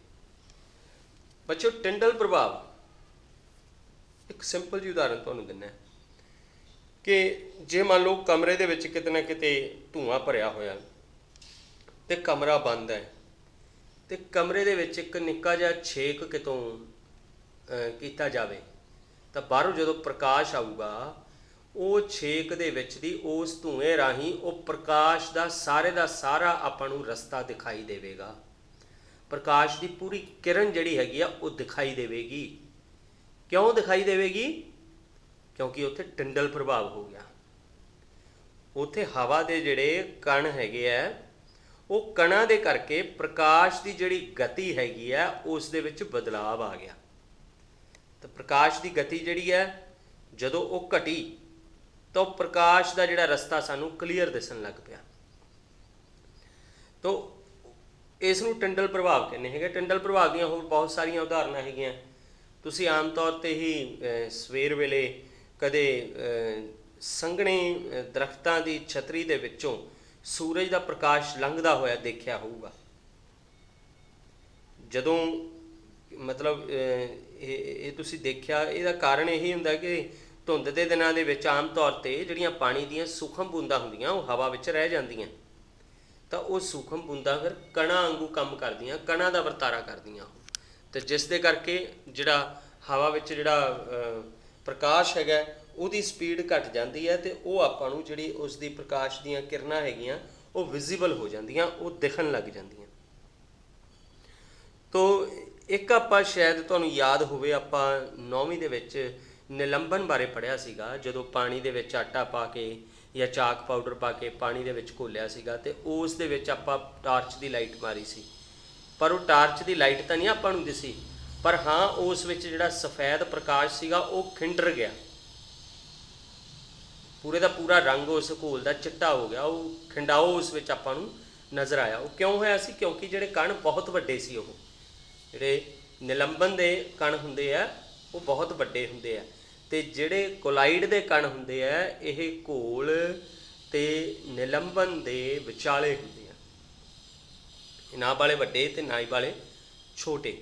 ਤਾਂ ਇਹ ਜਿਹੜਾ ਧੂਏ ਦੇ ਕਣਾਂ ਕਰਕੇ ਜਾਂ ਹਵਾ ਦੇ ਵਿੱਚ ਬਹੁਤ ਸਾਰੇ ਸੂਖਮ ਬੂੰਦਾਂ ਹੁੰਦੀਆਂ ਪਾਣੀ ਦੀਆਂ, ਜਾਂ ਧੂੜ ਦੇ ਕਣ ਲਟਕਦੇ ਹੁੰਦੇ ਆ, ਜਾਂ ਹਵਾ ਦੇ ਅਣੂ ਹੁੰਦੇ ਆ, ਇਹਨਾਂ ਸਾਰਿਆਂ ਕਰਕੇ ਹੀ ਹਵਾ ਜਿਹੜੀ ਹੈਗੀ ਆ ਉਸ ਦੇ ਵਿੱਚ ਆਪਾਂ ਨੂੰ ਟਿੰਡਲ ਪ੍ਰਭਾਵ ਨਜ਼ਰ ਆਉਂਦਾ ਹੈ। ਠੀਕ ਹੈ ਨਾ। ਕਈ ਵਾਰੀ ਤੁਸੀਂ ਅਸਮਾਨ ਦੇ ਵਿੱਚ ਜਦੋਂ ਬੱਦਲਾਂ ਦੇ ਪਿੱਛੇ ਸੂਰਜ ਛੁਪਦਾ ਹੈ, ਉਦੋਂ ਵੀ ਤੁਸੀਂ ਦੇਖਿਆ ਹੋਣਾ ਕਿ ਬੱਦਲਾਂ ਦੇ ਪਿੱਛੇ ਉਹਦੀ ਕਈ ਕਿਰਨਾਂ ਜਿਹੜੀਆਂ ਤੁਹਾਨੂੰ ਵਿਜ਼ੀਬਲ ਹੁੰਦੀਆਂ ਸੂਰਜ ਦੀਆਂ, ਉਹ ਵੀ ਟਿੰਡਲ ਪ੍ਰਭਾਵ ਹੁੰਦਾ ਹੈ ਕਿ ਹਵਾ ਵਿੱਚੋਂ ਛੋਟੇ ਕਣ ਜਿਹੜੇ ਹੈਗੇ ਆ ਉਹ ਪ੍ਰਕਾਸ਼ ਦੀਆਂ ਕਿਰਨਾਂ ਨੂੰ ਉਹਨਾਂ ਦੀ ਸਪੀਡ ਘਟਾ ਦਿੰਦੇ ਆ, ਜਿਸ ਨਾਲ ਉਹ ਕਿਰਨਾਂ ਆਪਾਂ ਨੂੰ ਦਿਖਣ ਲੱਗ ਜਾਂਦੀਆਂ। ਇਸ ਨੂੰ ਆਪਾਂ ਕਿਰਿਆ ਨੂੰ ਟਿੰਡਲ ਪ੍ਰਭਾਵ ਕਹਿੰਦੇ ਹੈਗੇ ਆ। ਹੁਣ ਆਪਾਂ ਅਗਲੇ ਭਾਗ 'ਤੇ ਆਉਂਦੇ ਹਾਂ, ਜਿਸ ਦੇ ਵਿੱਚ ਆਪਾਂ ਦੇਖਾਂਗੇ ਕਿ ਜਿਹੜਾ ਸਾਫ਼ ਆਕਾਸ਼ ਹੈ ਉਹਦਾ ਰੰਗ ਆਪਾਂ ਨੂੰ ਨੀਲਾ ਕਿਉਂ ਦਿਖਾਈ ਦਿੰਦਾ ਹੈ। ਦੇਖੋ ਬੱਚਿਓ, ਇਸ ਤਰ੍ਹਾਂ ਹੁੰਦਾ ਹੈ ਕਿ ਪ੍ਰਕਾਸ਼ ਬਾਰੇ ਤੁਸੀਂ ਇਸ ਤੋਂ ਪਹਿਲਾਂ ਪ੍ਰਿਜ਼ਮ ਵਿੱਚੋਂ 7 ਰੰਗਾਂ ਦਾ ਜਿਹੜਾ ਸਪੈਕਟਰਮ ਨਿਕਲਦਾ ਦੇਖਿਆ ਸੀਗਾ। ਤੁਸੀਂ ਇਹ ਜਾਣਦੇ ਆ ਕਿ ਪ੍ਰਕਾਸ਼ 7 ਰੰਗਾਂ ਦਾ ਸੁਮੇਲ ਹੈ, ਜਿਸ ਵਿੱਚ ਸਾਰੇ ਰੰਗ ਹੈਗੇ ਆ, ਨੀਲਾ ਵੀ ਹੈਗਾ, ਲਾਲ ਵੀ ਹੈਗਾ, ਉਸ ਵਿੱਚ ਹਰਾ, ਪੀਲਾ, ਸੰਤਰੀ, ਬੈਂਗਣੀ, ਸਾਰੇ ਕਲਰ ਉਸ ਵਿੱਚ ਹੈਗੇ ਆ ਜਿਹੜੇ ਕਿ ਆਪਾਂ ਆਮ ਤੌਰ 'ਤੇ ਦੇਖਦੇ ਹਾਂ। ਤਾਂ ਸਿਰਫ 2 ਪ੍ਰਕਾਸ਼ ਜਿਹੜੇ ਹੈਗੇ ਆ ਉਹ ਆਪਾਂ ਨੂੰ ਅਸਮਾਨ ਵਿੱਚ ਜ਼ਿਆਦਾ ਦਿਸਦੇ ਹੈਗੇ ਆ, ਇੱਕ ਲਾਲ ਅਤੇ ਇੱਕ ਨੀਲਾ। दिन वेले तो आपां नूं सारी दिहाड़ी नीला रंग दिखदा है। ਉਹਦਾ ਕਾਰਨ ਇੱਕ ਇਹ ਵੀ ਹੈ ਕਿ दिन वेले ਜਿਹੜਾ सूरज ਹੁੰਦਾ ਉਹ ਬਿਲकुल ਆਪਣੇ ਸਿਰ ਤੇ ਹੁੰਦਾ ਧਰਤੀ ਦੇ, ਤੇ ਉਸ ਦੀ ਧਰਤੀ ਨਾਲੋਂ ਜਿਹੜੀ ਦੂਰੀ ਹੈ ਉਹ ਘੱਟ ਹੁੰਦੀ ਹੈ। ਪਰ ਜਦੋਂ ਖਤੀਜ਼ ਵਿੱਚ ਹੁੰਦਾ ਸੂਰਜ, ਖਤੀਜ਼ ਤੋਂ ਭਾਵ ਹੈ ਆਹ ਅਵਸਥਾ ਖਤੀਜ਼ ਹੈ, ਜਦੋਂ ਸਾਈਡ ਤੇ ਹੁੰਦਾ ਇਹ ਖਤੀਜ਼ ਅਵਸਥਾ ਹੈ। ਤੇ ਜਦੋਂ ਬਿਲकुल ਸਿਰ ਤੇ ਹੁੰਦਾ ਉਦੋਂ ਦੂਰੀ ਵੀ ਘੱਟ ਹੁੰਦੀ ਹੈ, ਤੇ ਉਦੋਂ ਜਿਹੜਾ ਪ੍ਰਕਾਸ਼ ਬਿਨਾਂ ਖਿੰਡਾਓ ਦੇ ਜਿਹੜਾ ਸਿੱਧਾ ਆਪਾਂ ਨੂੰ ਨਜ਼ਰ ਆਉਂਦਾ ਹੈਗਾ ਉਹ ਹੈਗਾ ਨੀਲਾ, ਕਿਉਂਕਿ ਦਿਨ ਵੇਲੇ ਜਿਹੜਾ ਨੀਲੇ ਰੰਗ ਦਾ ਖਿੰਡਾਓ ਬਹੁਤ ਘੱਟ ਹੁੰਦਾ ਹੈ। ਤੇ ਸ਼ਾਮ ਵੇਲੇ ਕੀ ਹੁੰਦਾ ਹੈ, ਇਹ ਸ਼ਾਮ ਵੇਲੇ ਜਿਹੜਾ ਲਾਲ ਰੰਗ ਹੋ ਜਾਂਦਾ ਹੈ ਅਸਮਾਨ ਦਾ, ਉਹਦਾ ਕਾਰਨ ਇਹ ਹੈ ਕਿ ਲਾਲ ਰੰਗ ਦੀ ਜਿਹੜੀ ਤਰੰਗ ਲੰਬਾਈ ਹੈ ਉਹ ਨੀਲੇ ਰੰਗ ਤੋਂ 1.8 ਗੁਣਾ ਜ਼ਿਆਦਾ ਹੈ। ਤੇ ਉਦੋਂ ਕੀ ਹੁੰਦਾ ਹੈ ਕਿ ਜਿਹੜਾ ਖਤੀਜ ਅਵਸਥਾ ਵਿੱਚ ਜਿਹੜਾ ਸੂਰਜ ਹੈ ਉਹ ਦੂਰੀ ਵੱਧ ਹੁੰਦੀ ਹੈ ਇਸ ਦੇ ਮੁਕਾਬਲੇ। ਖਤੀਜ ਅਵਸਥਾ ਵਿੱਚ ਦੂਰੀ ਜਿਹੜੀ ਹੈ ਸੂਰਜ ਦੀ ਧਰਤੀ ਤੋਂ ਜ਼ਿਆਦਾ ਹੁੰਦੀ ਹੈ, ਤੇ ਇਹਦੋਂ ਦੂਰੀ ਘੱਟ ਹੁੰਦੀ ਹੈ ਜਦੋਂ ਉੱਪਰ ਹੁੰਦਾ ਹੈ। ਤੇ ਤਰੰਗ ਲੰਬਾਈ ਵੀ ਲਾਲ ਆਪਾਂ ਨੂੰ ਜਿਹੜੀ ਉਸਦੀ ਆ ਉਹ ਆਪਾਂ ਨੂੰ ਦਿਖਾਈ ਦਿੰਦੀ ਹੈ। ਤੋ ਮਤਲਬ दिन वेले जिहड़ा हैगा आपां नूं आसमान नीला नज़र आउंदा हैगा, उहदा कारण यही हैगा कि नीले रंग दा खिंडाऊ जिहड़ा हैगा वो दिन वेले बहुत घट हुंदा है। अच्छा, ये सारा खिंडाऊ कौन करदा है? अपना वायुमंडल करदा है। जे ये अपना वायुमंडल ना हुंदा तां शायद आपां नूं आसमान नीला या लाल भी नहीं दिखाई देना सीगा, क्योंकि वायुमंडल दे विच बहुत सारे हवा दे कण हैगे आ, धूड़ कण हैगे आ, पानी दीयां सूखम बूंदां हैगीआं, ਉਹਨਾਂ ਕਰਕੇ ਇਹ ਸਾਰਾ ਕੁਝ ਜਿਹੜਾ ਹੈਗਾ ਪ੍ਰਕਾਸ਼ ਦੀ ਕਿਰਨ ਜਿਹੜੀ ਆ ਉਹ ਨੀਲੇ ਰੰਗ ਦੀ ਆਪਾਂ ਨੂੰ ਨਜ਼ਰ ਆਉਂਦੀ ਹੈ, ਜਿਸ ਕਰਕੇ ਆਪਾਂ ਨੂੰ ਅਸਮਾਨ ਨੀਲਾ ਨਜ਼ਰ ਆਉਂਦਾ ਹੈ। ਤੋਂ ਬਹੁਤ ਉਚਾਈ ਤੇ ਜਦੋਂ ਯਾਤਰੀ ਕਿਤੇ ਜਾਂਦੇ ਹੈਗੇ ਆ ਤਾਂ ਉਹਨਾਂ ਨੂੰ ਅਸਮਾਨ ਦਾ ਰੰਗ ਕਾਲਾ ਨਜ਼ਰ ਆਉਂਦਾ ਹੈ। ਕਾਲਾ ਕਿਉਂ ਨਜ਼ਰ ਆਉਂਦਾ ਹੈਗਾ? ਕਿਉਂਕਿ ਇੰਨੀ ਉਚਾਈ ਦੇ ਉੱਤੇ ਜਿਹੜਾ ਖਿੰਡਾਓ ਹੈਗਾ ਉਹ ਨਾ ਦੇ ਬਰਾਬਰ ਹੈ। ਖਿੰਡਾਓ ਨਹੀਂ ਹੁੰਦਾਗਾ ਇੰਨੀ ਉਚਾਈ ਤੇ। ਤਾਂ ਬਹੁਤ ਸਾਰੇ ਜਿਹੜੇ ਖਤਰੇ ਦੇ ਸਿਗਨਲ ਹੈ ਉਹਨਾਂ ਦਾ ਰੰਗ ਲਾਲ ਕਿਉਂ ਹੁੰਦਾ ਹੈ? ਲਾਲ ਇਸੇ ਲਈ ਹੁੰਦਾ। ਹੁਣ ਜੇ ਤੁਸੀਂ ਹੈਲੀਕਾਪਟਰ ਅਸਮਾਨ ਵਿੱਚ ਦੇਖੇ ਹੋਣਗੇ ਜਾਂ ਰਾਕਟ ਲੰਘਦੇ, ਉਹਨਾਂ ਦੇ ਤੁਸੀਂ ਜੇ ਸਿਗਨਲ ਦੇਖਿਆ ਹੋਵੇ ਤਾਂ ਲਾਲ ਲਾਈਟ ਦਿਸਦੀ ਹੋਊਗੀ ਤੁਹਾਨੂੰ। ਲਾਲ ਇਸੇ ਲਈ ਹੁੰਦੀ ਆ ਕਿ ਉਹ ਵੱਧ ਦੂਰੀ ਤੋਂ ਵੀ ਦਿਖ ਜਾਂਦੀ ਹੈ। ਤਾਂ ਉੱਥੋਂ ਤੁਸੀਂ ਅੰਦਾਜ਼ਾ ਲਾ ਸਕਦੇ ਆ ਕਿ ਸ਼ਾਮ ਨੂੰ ਜਿਹੜਾ ਸੂਰਜ ਦਾ ਰੰਗ ਲਾਲ ਕਿਉਂ ਆਪਾਂ ਨੂੰ ਦਿਖਾਈ ਦਿੰਦਾ ਹੈ, ਤੇ ਅਸਮਾਨ ਦਾ ਰੰਗ ਵੀ ਲਾਲ ਕਿਉਂ ਹੋ ਜਾਂਦਾ ਹੈ। ਠੀਕ ਹੈ ਨਾ? ਤੋ ਇਸ ਦੇ ਸੰਬੰਧ ਵਿੱਚ ਆਪਾਂ ਇੱਕ ਕਿਰਿਆ ਵੀ ਕਰ ਸਕਦੇ ਹੈਗੇ ਆ, ਜਿਹੜੀ ਸੂਰਜ ਨਿਕਲਣ ਤੇ ਸੂਰਜ ਛਿਪਣ ਸਮੇਂ ਜਿਹੜਾ ਸੂਰਜ ਦਾ ਰੰਗ ਆਪਾਂ ਨੂੰ ਦੱਸਦੀ ਹੈਗੀ ਆ, ਉਹਦੇ ਬਾਰੇ ਆ। ਤਾਂ ਥੋੜ੍ਹਾ ਜਿਹਾ ਮੈਂ ਇਹਨਾਂ ਬਾਰੇ ਜਿਹੜਾ ਨੀਲੇ ਰੰਗ ਬਾਰੇ ਤੇ ਲਾਲ ਰੰਗ ਬਾਰੇ ਹੋਰ ਦੱਸਣਾ ਜਿਹੜਾ ਜ਼ਰੂਰੀ ਸਮਝਦਾ ਵੀ ਸੂਰਜ ਜਿਹੜਾ ਹੈਗਾ ਉਸ ਕਰਕੇ ਦੁਪਹਿਰ ਵੇਲੇ ਆਪਾਂ ਨੂੰ ਅਸਮਾਨ ਜਿਹੜਾ ਨੀਲਾ ਜਾਂ ਸਫੈਦ ਰੰਗ ਦਾ ਨਜ਼ਰ ਆਉਂਦਾ। ਇਹ ਸਿਰਫ ਉਸੇ ਕਰਕੇ ਹੈ ਕਿ ਨੀਲਾ ਰੰਗ ਜਿਹੜਾ ਹੈਗਾ ਉਹਦੀ ਤਰੰਗ ਲੰਬਾਈ ਘੱਟ ਹੁੰਦੀ ਹੈ, ਤਾਂ ਨੇੜੇ ਵੀ ਹੁੰਦਾ ਹੈ, ਤਰੰਗ ਲੰਬਾਈ ਵੀ ਘੱਟ ਹੁੰਦੀ ਹੈ, ਜਿਸ ਕਰਕੇ ਆਪਾਂ ਨੂੰ ਅਸਮਾਨ ਨੀਲਾ ਨਜ਼ਰ ਆਉਂਦਾ ਹੈਗਾ। ਤੇ ਸ਼ਾਮ ਦੇ ਵੇਲੇ ਜਾਂ ਸਵੇਰ ਦੇ ਵੇਲੇ ਸੂਰਜ ਦੇ ਆਸ-ਪਾਸ ਜਿਹੜਾ ਹੈਗਾ ਬੱਦਲ ਹੈ ਸਾਨੂੰ ਉਹ ਵੀ ਲਾਲੀ ਦਿਸਦੀ ਹੈਗੀ ਹੈ, ਤੇ ਸੂਰਜ ਵੀ ਆਪਾਂ ਨੂੰ ਲਾਲ ਦਿਸਦਾ। ਉਹ ਦਿਸਣ ਦਾ ਕਾਰਨ ਇਹੀ ਹੈਗਾ ਕਿ ਲਾਲ ਰੰਗ ਦੀ ਤਰੰਗ ਲੰਬਾਈ ਨੀਲੇ ਰੰਗ ਨਾਲੋਂ 1.8 ਗੁਣਾ ਜ਼ਿਆਦਾ ਹੈ। ਠੀਕ ਹੈ ਨਾ? ਤਾਂ ਉਸ ਲਾਲ ਰੰਗ ਦਾ ਜਿਹੜਾ ਖਿੰਡਾਓ ਹੈਗਾ ਉਹ ਬਹੁਤ ਘੱਟ ਹੁੰਦਾ ਸ਼ਾਮ ਨੂੰ, ਤਾਂ ਇਸੇ ਕਰਕੇ ਆਪਾਂ ਨੂੰ ਉਹ ਰੰਗ ਜਿਹੜਾ ਲਾਲ ਦਿਖਾਈ ਦਿੰਦਾ ਹੈਗਾ ਅਸਮਾਨ ਦਾ। ਹੁਣ ਇਹਦੇ ਨਾਲ ਸੰਬੰਧ ਵਿੱਚ ਆਪਣੀ ਜਿਹੜੀ ਕਿਰਿਆ ਹੈਗੀ ਆ, ਕਿਰਿਆ ਦੇ ਵਿੱਚ ਆਪਾਂ ਕਰਨਾ ਕੀ ਹੈਗਾ ਕਿ ਆਪਾਂ ਇਸ ਤਰ੍ਹਾਂ ਦਾ ਇੱਕ ਆਪਰੇਟਰ ਸੈੱਟ ਕਰਨਾ ਹੈਗਾ। ਆਪਾਂ ਆਪਣੇ ਕੋਲੇ ਲੈਬ ਦੇ ਵਿੱਚ ਲੈਂਸ ਸਟੈਂਡ ਹੋਊਗਾ, ਉਹਦੇ ਵਿੱਚ ਆਪਾਂ ਖੱਬੇ ਪਾਸੇ ਲੈਂਸ ਨੂੰ ਇਸ ਤਰ੍ਹਾਂ ਸਟੈਂਡ ਦੇ ਵਿੱਚ ਫਿੱਟ ਕਰਕੇ ਰੱਖਣਾ। ਇੱਕ ਆਪਾਂ ਬੀਕਰ ਲਵਾਂਗੇ ਜਿਸ ਵਿੱਚ ਆਪਾਂ ਪਾਣੀ ਪਾਵਾਂਗੇ। ਇੱਧਰਲੇ ਪਾਸੇ ਇੱਕ ਗੱਤੇ ਦਾ ਆਪਾਂ ਸਟੈਂਡ ਲੈ ਕੇ ਉਸ ਵਿੱਚ ਫਿੱਟ ਕਰਕੇ ਉਹਦੇ ਵਿੱਚ ਗੋਲ ਛੇਕ ਕੱਢ ਦੇਣਾ। ਇੱਧਰਲੇ ਪਾਸੇ ਫੇਰ ਆਪਾਂ ਇੱਕ ਉੱਤਲ ਲੈਂਸ ਰੱਖ ਦੇਣਾ, ਤੇ ਇੱਧਰਲੇ ਪਾਸੇ ਆਪਣਾ ਪਰਦਾ ਹੋਊਗਾ ਜਿਸ ਤੇ ਪ੍ਰਤੀਬਿੰਬ ਆਪਾਂ ਨੂੰ ਦਿਖਾਈ ਦੇਵੇਗਾ। करना की है, सारी खेड इस बीकर की हैगी है। इस बीकर दे विच आपां पानी पावांगे, पूरा पानी नाल भर दांगे। पारदर्शी कच्च का यह बीकर होगा, बिल्कुल साफ होना चाहिए, जिहदे विचों प्रकाश एक पासे लंघ के दूजे पासे साफ दिख जे। तो इस दे विच आपां लगभग पानी जे 2 लीटर पाया हैगा वड्डे बीकर दे विच, वड्डा जार हुंदा अपने कोले चौड़ा जिहा, उस दे विच भी आपां कर सकते हैं। उहदे च 200 ग्राम सोडियम थायोसल्फेट पाउणा हैगा, तो पानी विच 1 ਤੋਂ 2 मिलीलीटर आपां गाढ़ा सल्फ्यूरिक तेजाब पाना, मतलब कंसनट्रेटेड सल्फ्यूरिक एसिड पाना। जदों आपां उस विच सारा समान पा दांगे तो थोड़ी देर जे तुसीं गलास रॉड दे नाल उहनूं घोलना भी चाहुंदे हैगे आ घोल नूं, तो भी घोल सकते हैं। तो अदरवाइज़ तुसीं उस दे विच तुसीं 2-3 मिनट बाद देखोगे कि उस विच रसायनिक क्रियावां होणगीਆਂ जिस दे सिੱਟੇ वजों सल्फर उस विच गैस बनती है। सल्फर के कारण उस विच बनने आरंभ हो जाते। तो उस सल्फर बनन दे नाल जिहड़े कच्च दा जिहड़ा टैंक हुंदा है ਉਹਦੇ ਤਿੰਨੇ पासे ਆਪਾਂ ਨੂੰ नीले रंग का प्रकाश नज़र आऊगा। पहला ये नीले रंग का प्रकाश ਜਿਹੜਾ नज़र आया, ये एक तरह नाल ਆਪਾਂ ਨੂੰ ਬੱਦਲ ਦਾ ਆਭਾਸ ਕਰਾ ਰਿਹਾ भी ਬੱਦਲ दिन ਵੇਲੇ इस तरह के नज़र आते हैं। पर इधरले पासे याद रखना है कि इधरले पासे टॉर्च की लाइट आप पानी है, फिर ही ये प्रक्रिया स्टार्ट होगी। इधरों टॉर्च की लाइट जो पाई फिर ही वो प्रक्रिया स्टार्ट होनी है, नहीं तो ये क्रिया आपको दिखाई नहीं देनी, उस विच प्रतिबिंब बनता नहीं दिखाई देना आपको। तो जो टॉर्च जगाई तो 2-3 मिनटां के दरम्यान वो लगातार आप टॉर्च जी जगाई रखनी है। आप की देखा कि इत्थे जिहड़ा नीला रंग आपको नज़र आ गया, वो हौली हौली आपको इधरली स्क्रीन ते पीला, संतरी ते फिर लाल रंग नज़र आऊगा। तो ये सारे रंग जिहड़े हैगे आ वो इसका अंदेशा करते कि प्रकाश की किरण इत्थों आई, इत्थों तक उसकी तरंग लंबाई घट सी तो नीला नज़र आया। तरंग लंबाई लंबी हो गई तो आपां नूं जिहड़ी इत्थे तरंग लंबाई जिहड़ी हैगी आ घट सीगी तो आपां नूं नीला नज़र आया। तरंग लंबाई ज़्यादा सीगी तो आपां नूं लाल रंग जिहड़ा हैगा इत्थे नज़र आ गया। बिल्कुल उस तरह ही सूरज काम करता हैगा, जिहड़ा सूरज का प्रकाश अपने तक पहुँचता हैगा। तो इस तरीके तो तुहानूं पता लग गया होवेगा कि किवें जिहड़ा हैगा नीला रंग ते लाल रंग जिहड़ा आसमान का जिहड़ा नज़र आउंदा हैगा। जिहड़ा उसका नीला रंग क्यों नज़र आउंदा हैगा दिन वेले, क्योंकि नीले रंग की तरंग लंबाई घट हुंदी है,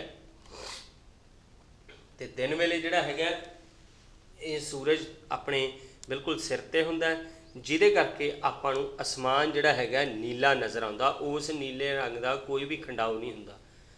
पर शाम वेले की हुंदा हैगा कि सूरज जिहड़ा खितीज अवस्था विच हुंदा है, अपने साइड ते हुंदा हैगा, धरती दे बिल्कुल जिथे आपां खड़े उहदे पैरलर हुंदा हैगा। तो उदों तरंग लंबाई जिहड़ी सूरज की है दूरी ते होण करके तरंग लंबाई भी वध जाती है प्रकाश की किरण की, तो जिस करके आपां नूं जिहड़ा उत्थों का रंग हैगा सूरज का वो भी लाल नज़र आउंदा है, तो जिहड़ा आसमान है उहदे विच भी लाली नज़र आउंदी है। लाल दे नाल होर भी संतरी रंग, पीला रंग भी कदे कदे, ये सारे रंग आपां नूं जिवें जिवें मतलब उस विच अलग अलग तरंग लंबाइयां जिहड़ियां जिवें जिवें मतलब सूरज की दूरी वधदी जाएगी उवें उवें उस विच अलग अलग रंग आपां नूं नज़र आउंदे जाणगे। तो यही कारण है कि आसमान का रंग सानूं नीला क्यों नज़र आउंदा ते लाल क्यों नज़र आउंदा हैगा। तो इहदे नाल ही अपना जिहड़ा ये पाठ हैगा मनुखी रंग अख अते रंग बरंगा संसार ये खत्म हुंदा है।